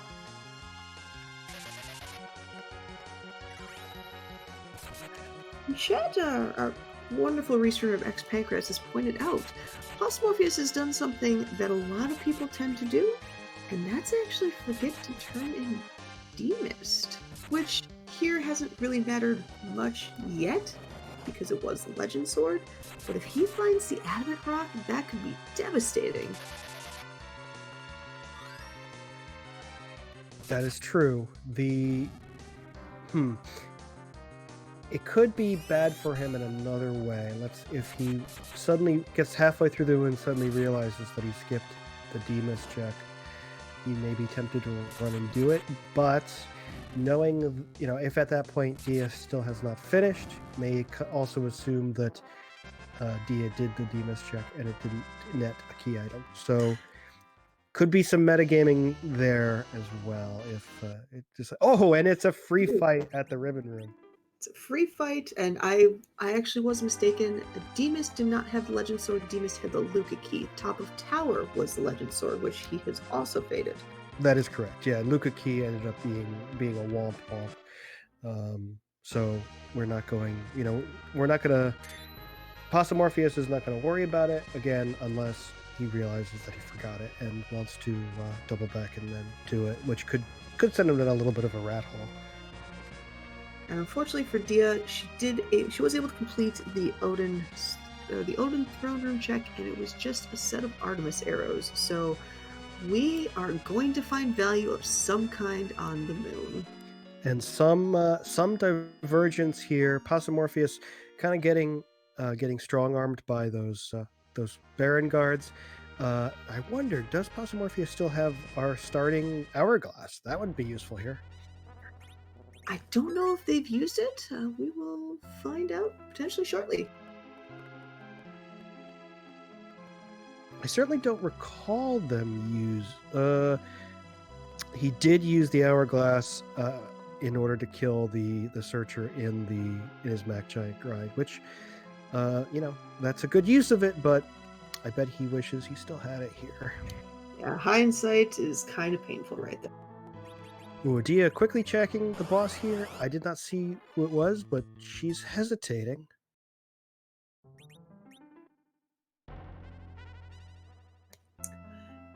Looks like it might have been a sparkle of some kind, so that is interesting. And ooh, so Dia has chosen her grind. She will be fighting behemoths here in cave value.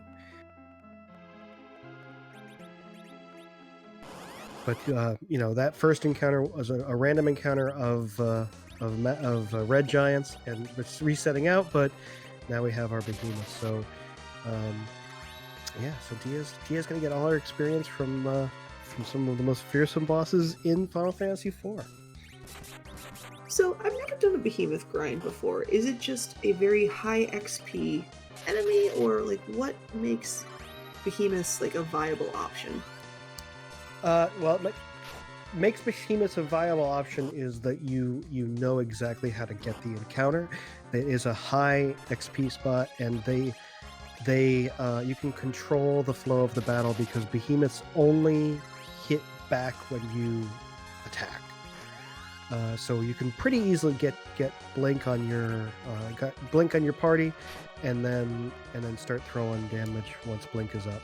So remember when I mentioned that fading the Legend Sword, the keyless tower play, might be devastating for Possumorpheus, Gundam? Yes, you did, and he does not know where that Legend Sword is. And unfortunately, he found the second half of the forge in the form of the adamant rock. He did also find the pan, which does open up Sheila 2. However, that could be massive for Dia. Oh, it's certainly going to be massive for Dia when she gets there. The question is, will she get there before Possumorpheus is through the rest of these bosses and believes he has the value that he needs?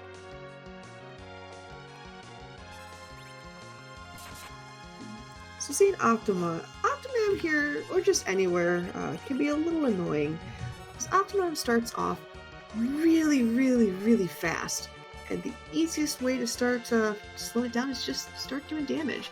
With every tentacle that disappears, Octo starts getting slower and slower and makes the fight a lot more reasonable. That being said, Octo, with those tentacles are made of like adamantium, because they punch pretty hard. Yeah, especially here. This is kind of a high attack power spot, low magic spot. This is the vanilla plague spot, so it doesn't have a lot of magic, but plague doesn't hit, so it does have a relatively high attack. All told, but I mean, Avenger Cain is gonna really slow down Octomam, because remember, as every tentacle that Octomam loses, he slows down significantly. So, and sure enough, Possum is able to get through that fight relatively efficiently. So we'll get to see another key item check in the form of a not key item. Are you saying that that Ninja Star is not going to be able to play pretty music to defeat Cave Magnus? I mean, if I knew the lyrics to Ninja Rap, I'd say sure, but I also can't sing. Go So, Ninja, go Ninja, Ninja go! Pro. Yeah, something, Dockside. Now we have the Ogopogo spot, and let's hope we find everyone's favorite fight here in the form of the Alt Gauntlet, because we haven't seen it yet. And I am a horrible person. Dia, I think Dia's committing to doing a couple more behemoths. Those, that's going to get about 500,000 experience each. But she only needs to get strong enough to defeat some moon bosses. No, she could just be taking on the moon boss right now, but we'll see. Yeah, we do get to find out that sparkle. We have things like Plague and Pale Dim, and yep, it is a Pale Dim. So a punchy noodle and a interesting spot. It is a punchy noodle, but it is definitely doable. It's kind of, I mean, Plague probably would be the kindest of all the moon bosses, but this one is definitely preferable to, say, Ogopogo. That's true. I'm missing some Ogopogo this seed. Oh, he still might be out there, just lurking right behind, say, Crystal Altar. I'm here for it. And continuing the conversation from earlier, Pale Dim is in fact a dragon. Just want to get that out there. Yeah, technically, Pale Dim. This is, as well of a game as Final Fantasy IV is programmed, it is far better of a translated game, because Pale Dim's actual name is White Dragon, and I guess that's close. I mean, pale and white work, and dim and dragon start with D? Yeah, sure, we'll run with it. Looks like a bleached noodle to me.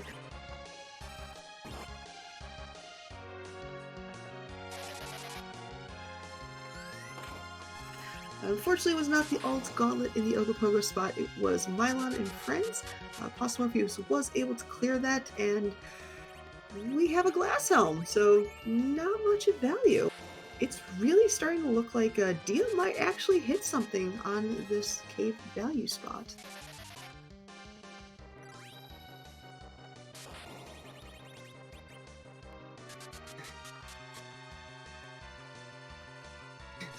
Scala Kitty saying that this is before Square Enix had native English speakers on staff, and no, I don't mean anything against the people who did translate the game. You get handed a script, you get told to translate this, you get told you have a character limit for all your translations because the game can't handle more than a certain number of characters. It was not easy. So if this was still group flags, you would hear me squealing for delight right now, because there's an Edward in this seed, and on Cave Value, or Cave Bahamut, aka Cave Value, you find the spoon. In the group flags, that was great, because Edward can equip the spoon, and Edward himself can go burr. Unfortunately, Table Flag said, nah, we need to keep our bards under control. No spoon for you. There is no spoon, even though the spoon's been found. However, it does make a very nice darting item for Edge, so that's 4 9s to any boss of choice. That's right, and Dia's going to run down the Lunar subterrain and be rewarded ultimately with a second nice darting item for Edge in the form of Excalibur. Agreed, and it looks like Possumorpheus is fighting the Antlion in a very rude crystal sword altar spot, so that Antlion's going to hit pretty hard, especially if you're using straight fight commands, because you'll have to deal with that counterattack. And seeing additional divergence here, so Dia looks like committed to the top down play where Possumorpheus committing to the bottom up play. Now, this may pay off for Dia if she is to pull either the Earth Crystal or the Twin Harp here, but it is also possible that one or both of those key items are hidden behind that pan. So there's some risk right now for Dia. Of course, she is unaware of what's waiting for her at the bottom of the lunar sub.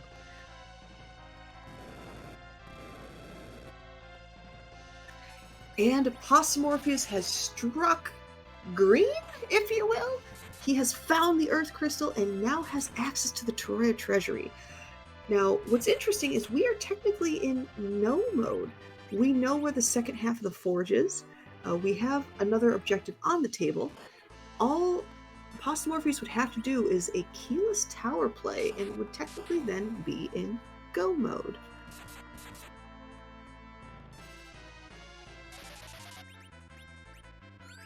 Yeah, I mean, interesting here for Possumorpheus. So I think he's probably going to turn in that pan before heading to do the treasury. At least that's I think that's what I would do, because I'm still one key item short. If the pan confirm the pan does not yield the Twin Harp or the Legend Sword, and then combine the Troja treasury check with the actual Zot check to get that extra key item check in. Yeah, this would be massive if that Earth Crystal or this pan check, actually particularly this pan check, does pay off with the Twin Harp. So we'll see what happens.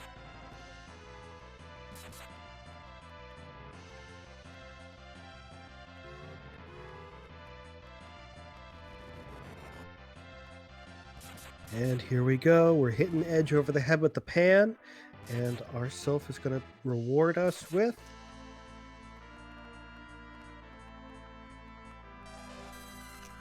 Oh, wow. Possumorpheus is now in go mode. He will fly his airship over to Troja, open the treasury, make DJ Spoony Bard play us some tunes, and then he will be ready to fight the Big Z. So it looks like the moon was extremely, extremely vaunted this time, but now trying to think best of both worlds, Dia does have a little, she can still eke out a little, potentially a win. Now, Cave Magnus can be a somewhat longer check. He does have to go through a whole dungeon to get to the boss. Unfortunately, the tower key is not necessarily what you wanted to see right there. But if Dia can pull off some Galaxy Brain play moves here, she might be able to make up some time. But right now, Possumorpheus, I'd say it's pretty much his race to lose. Her next stop should be the Ribbon Room, which will give her go mode if you know, in a way it'll give her go mode, but she'll have to turn in the pan, of course. So she very easily could choose to when you get that pan to save scrum, reset down, go to the earth, expecting if it doesn't yield anything to reset out. It's kind of something that Invenerable has been known to do on these flags, because technically those earth those kind of like original key item spots are more heavily weighted than any of the lunar boss spots, even if slightly so. So there's more value down on Earth than on the moon, but could also very easily stay on the moon and clear it too. So this race should be decided in the next couple minutes. For right now, we're going to take a quick pause and listen to DJ Spoony Bee and some fantastic tunes on the Twin Harp.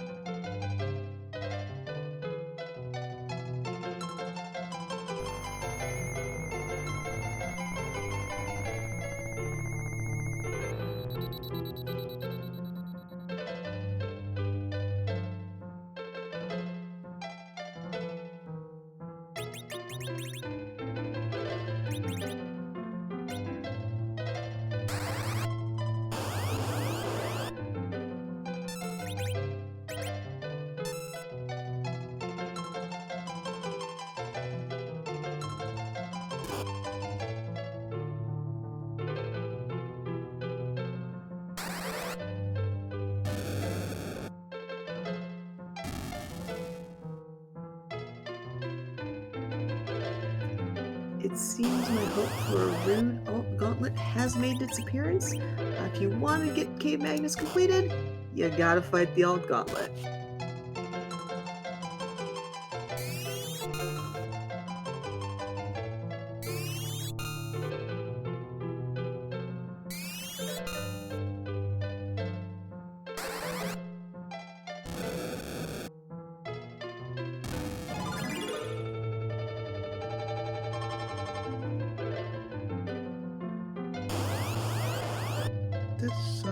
This is probably going to slow down Possumorpheus just a bit.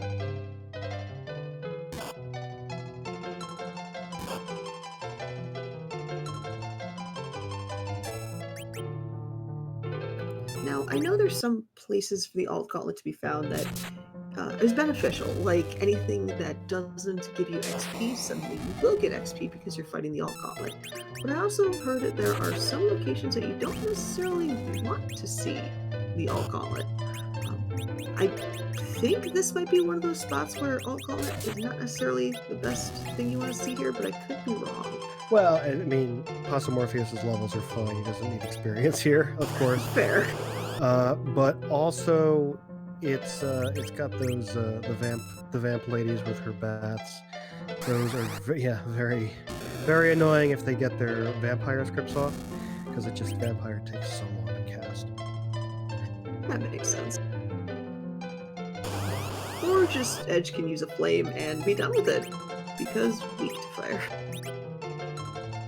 Yeah, again, Possumorpheus's levels are just out of control. It's not going to be... Nothing here is going to be too good. And plus what Possumorpheus is doing is pretty smart here. He is grabbing as many Bacchus wines as he can during these fights to essentially really help out that Z fight in the near future. So, the one thing here, Dia still committing to the top-down play, but as soon as she gets the adamant, she will be in go mode. I don't want to say at the same time, but she does not have to go through this alt gauntlet, right? She all she has to do is turn in the two pieces of the sword and then open the Troja treasury, and she's go. So it's possible that they enter Z at the same time, but probably that Dia has to get through this boss, and she'll be entering Z just after. Probably by a minute or two. The other thing to consider here is Dia's levels are still not near what Possumorpheus is.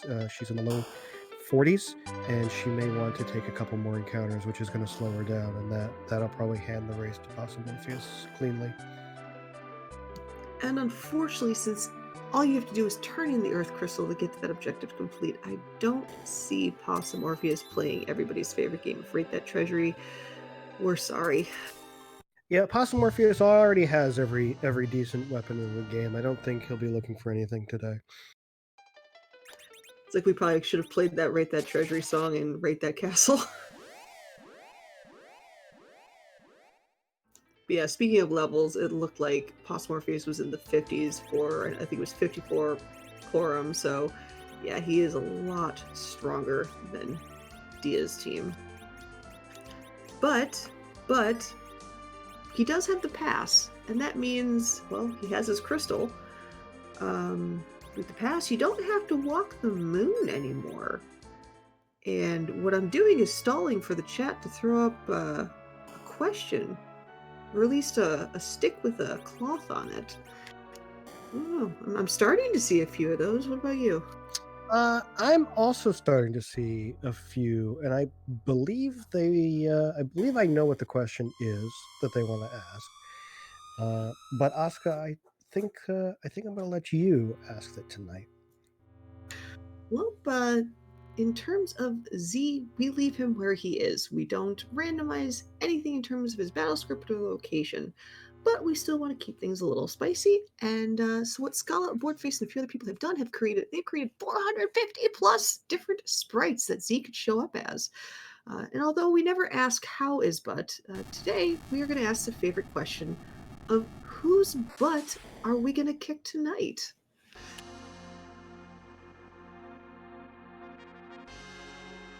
This really is always the most exciting moment in every free enterprise seed. There are some spectacular sprites out there. What is your favorite, Oscar? Being a card-carrying member of Team Edward, I always love seeing Zero Ward. I also love the Zero Mist that is the number 0. I think it looked like a Brain Age font of 0, but yeah, I'll go with Zero Ward. Why not? How about you? That is a good one. I think I really like Hummus. I think I've never seen Hummus. That's awesome.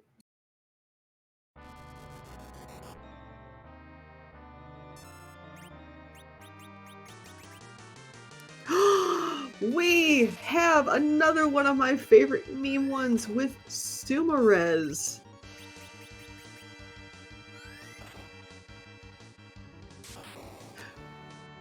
Not gonna lie, the first time I saw this sprite, it took me a hot minute to figure out the name and why it was named that. But when I did, I laughed for a very long time because this is high quality meme puns right here.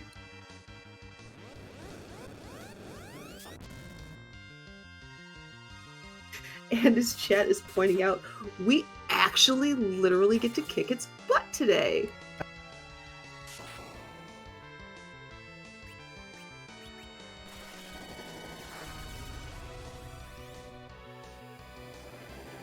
Yeah, I have not seen this one.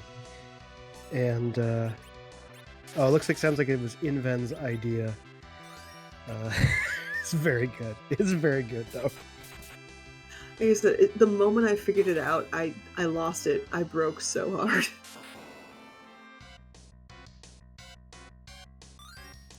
I think the actual conversation I had with myself is, this makes no sense. It's just Zero Miss backward. Oh.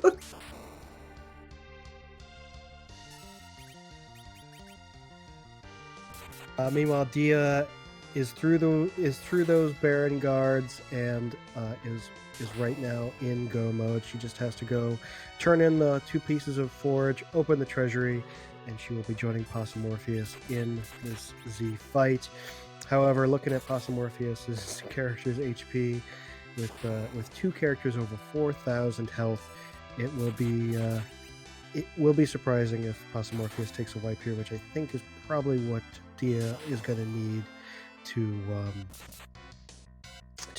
catch up here. As it stands with those HP totals, the is strong. But on the bright side, we do get to see what Kokol Forge did have in their shop, so we get to see the elite of the goods.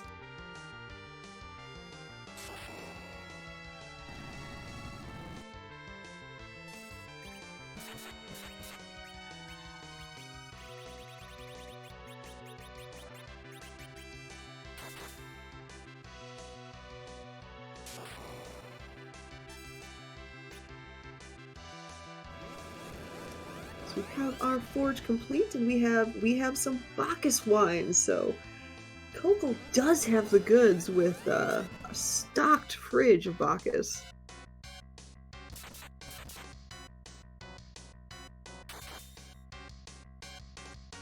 You certainly love to see it. Anytime you can grab some wine and skip out on the cast time of Berserk is certainly going to make for a smooth Z fight. And speaking of smooth Z fights so far, it looks like Possumorpheus is doing pretty good with those low roll or nerfed big bangs. Forum is just throwing out Cure 4s. I don't think Sumarez is long for this void region. But that being said, Dia has just turned in the crystal and has just gotten, turned in the earth crystal and just gotten her crystal. As rocks have now fallen on Possumorpheus' side, so this is almost over on the right side.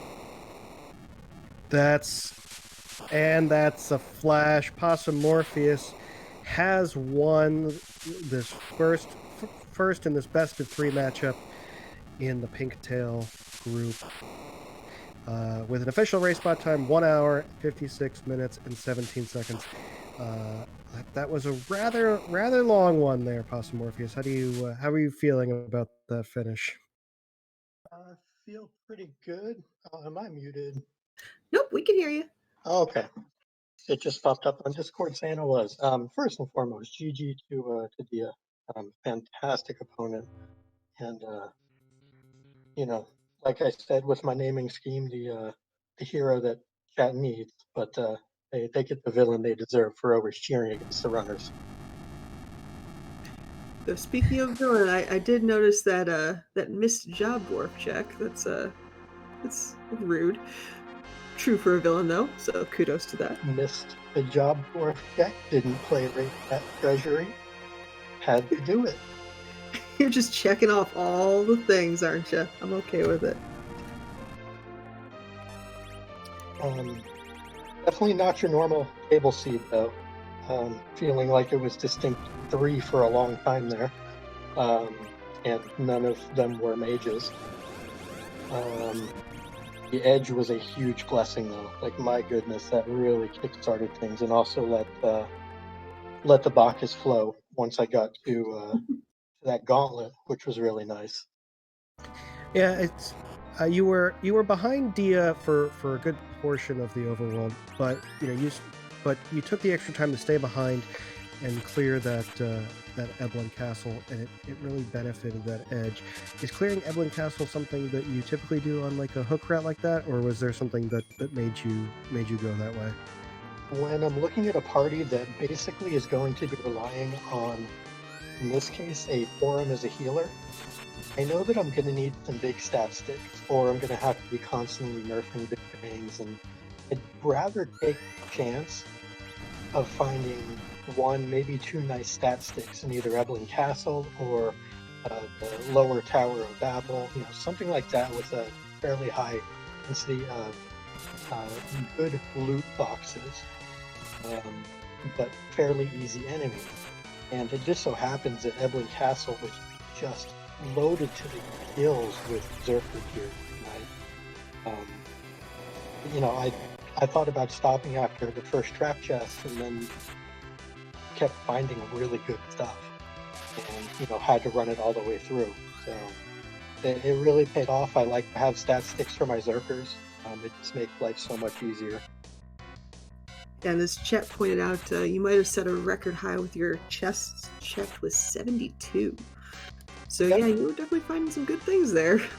I normally like to stay under 40, so that is legitimately double where I like to be.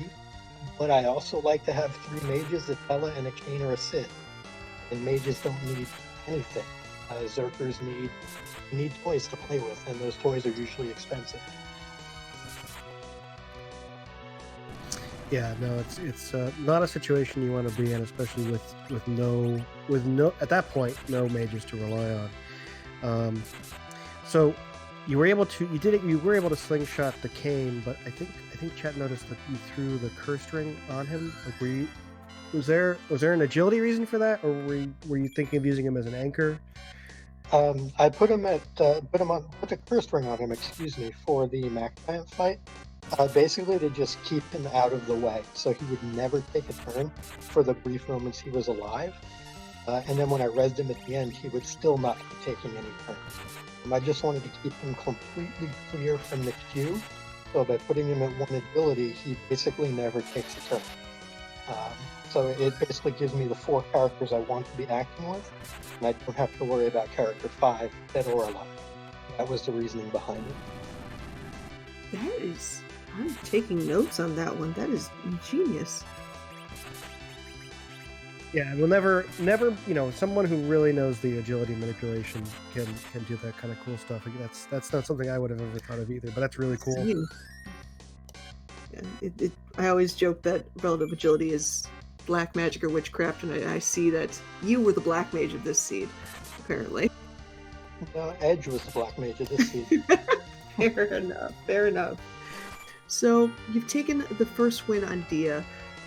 It is a best of 3. So what are your thoughts, or the preparation you're going to go for in going into game 2, which could essentially move you on right away. I'm just going to keep playing my game. And, I'm fortunate enough that I've practiced enough different types of seeds where I can work with Berserkers, I can work with Mages, I can work with Hybrid. I have different things I like to do with different parties. And against someone as good as Dia, it doesn't hurt to get lucky when you pull amazing loot out of all of Antlion Castle.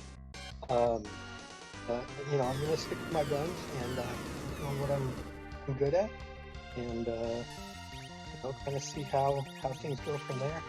To the 40 some odd people who had Dia advancing 2-0, sorry guys, ruined that one for you. And the 15 or so people who thought that I could possibly pull this off, I'm going to try it for you. Well, GG's Possum. We wish you luck on the rest of your matches against Dia, and of course, onwards to the round of 8 and beyond if you make it through. Great showing tonight, and good luck in the rest of the tournament. Agreed, GG's. Thank you all. Thank you, Asuka and yes for doing comms. Thank you, Microcord and Xcrez for doing the tracking and the restreaming. And again, GG to Dia, absolutely amazing opponent, and look forward to the next race or two. Hoping for 2 so we can keep it really interesting. So thank y'all again. Everyone have a blessed night. Later. Take care. And speaking of GG's, Dia has defeated Sumerez and finished her seed with a final time of 2 hours, 2 minutes, and 17 seconds. I see those GG's all in chat for Dia. We'll see if I heard that noise, and looks like Dia has joined us in the booth. GG's, Dia. Thank you. So Dia, seed over 2 hours. This is a much longer seed than you're used to.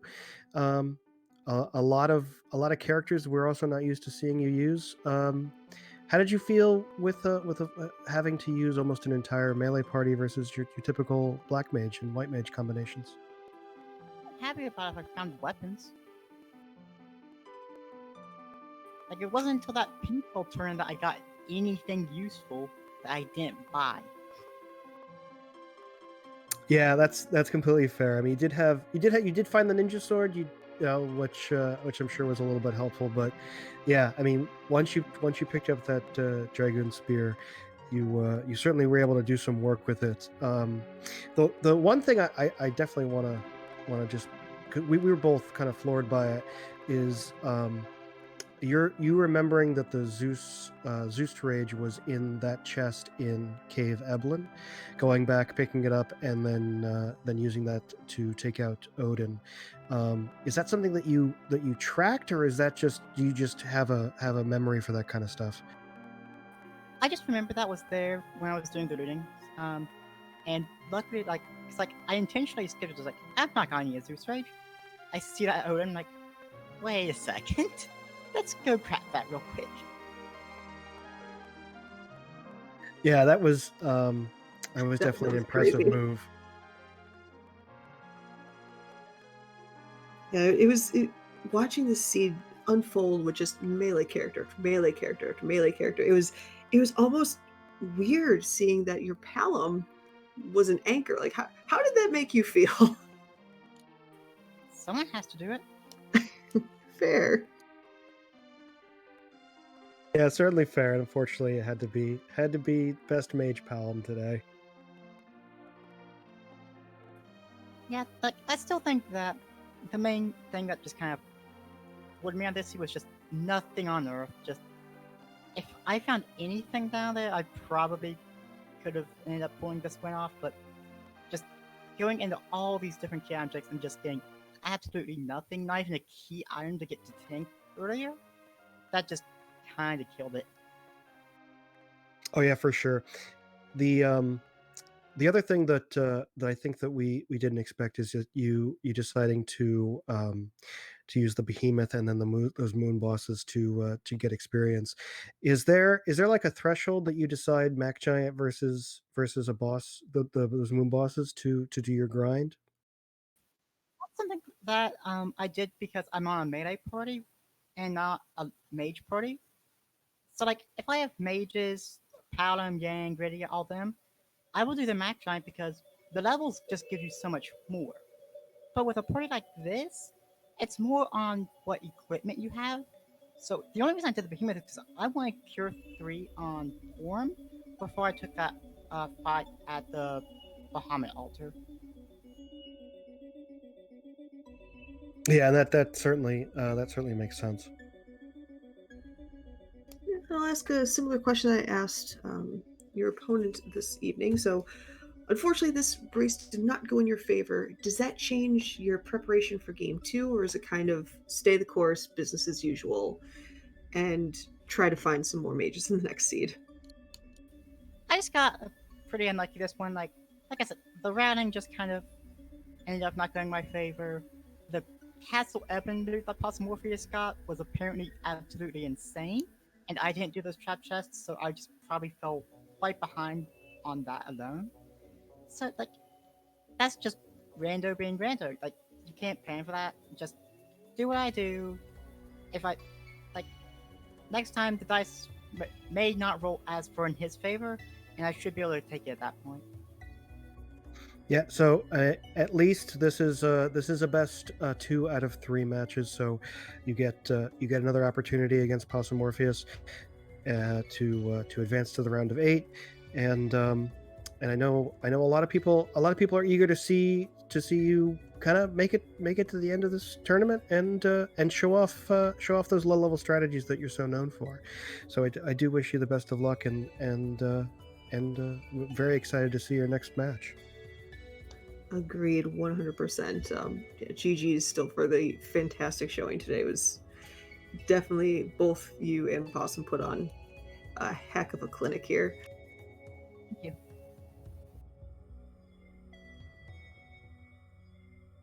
So yeah, with that, it looks like we are done for the night. Gundam, any last thoughts on this? Oh, we are done for the night, but we are certainly not done in our highway to the Threemus zone. Tomorrow we'll have 4 more matches for you.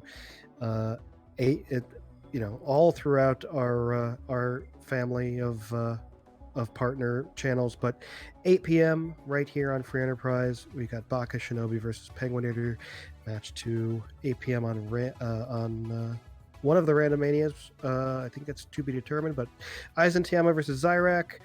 On RPG Limit Break, a Stone Dingley versus Zilch, also at 8 p.m. And then on 9 p.m. on one of the Randomania channels, we'll also have Slippery versus X Pancraz. So 4 more Free Enterprise matches tomorrow as we continue the round of 16 and on our way to claim a champion here at the highway to the Threemus zone. As we close, just one more quick shout out to our wonderful restream team, our runners themselves, Dia, Possumorpheus. Please give them a follow. They are fantastic at what they do. Our restream team, X Pancraz, who you just mentioned, good luck tomorrow. Pancraz did our restreaming duties and rolled this wonderful seed. We had microcorgs making all the lights flash and look all shiny and pretty. And of course, shout out to my co-commentator, Gundam Pilot Spaz, for making this quite a fun night, something like that. Yeah, once again, I encourage you to follow all the restream team who brought this race to you tonight, to follow our runners who we we would not have a tournament without them, and they are very entertaining as they do their practice matches in preparations for these high stakes races. But speaking of people taking on some Free Enterprise practice, we are going to send you over to community member Commander Leonhardt, who I don't know if we know what he's doing, but I know he's been setting up for some interesting table seed variants in which he switches out some of the flags to make it a little more interesting. Agreed. And as always, for those of us heading over there, do not spoil this race. Commander would probably love to watch the tape on this, so no spoils. And if you spoil, you get the bonk.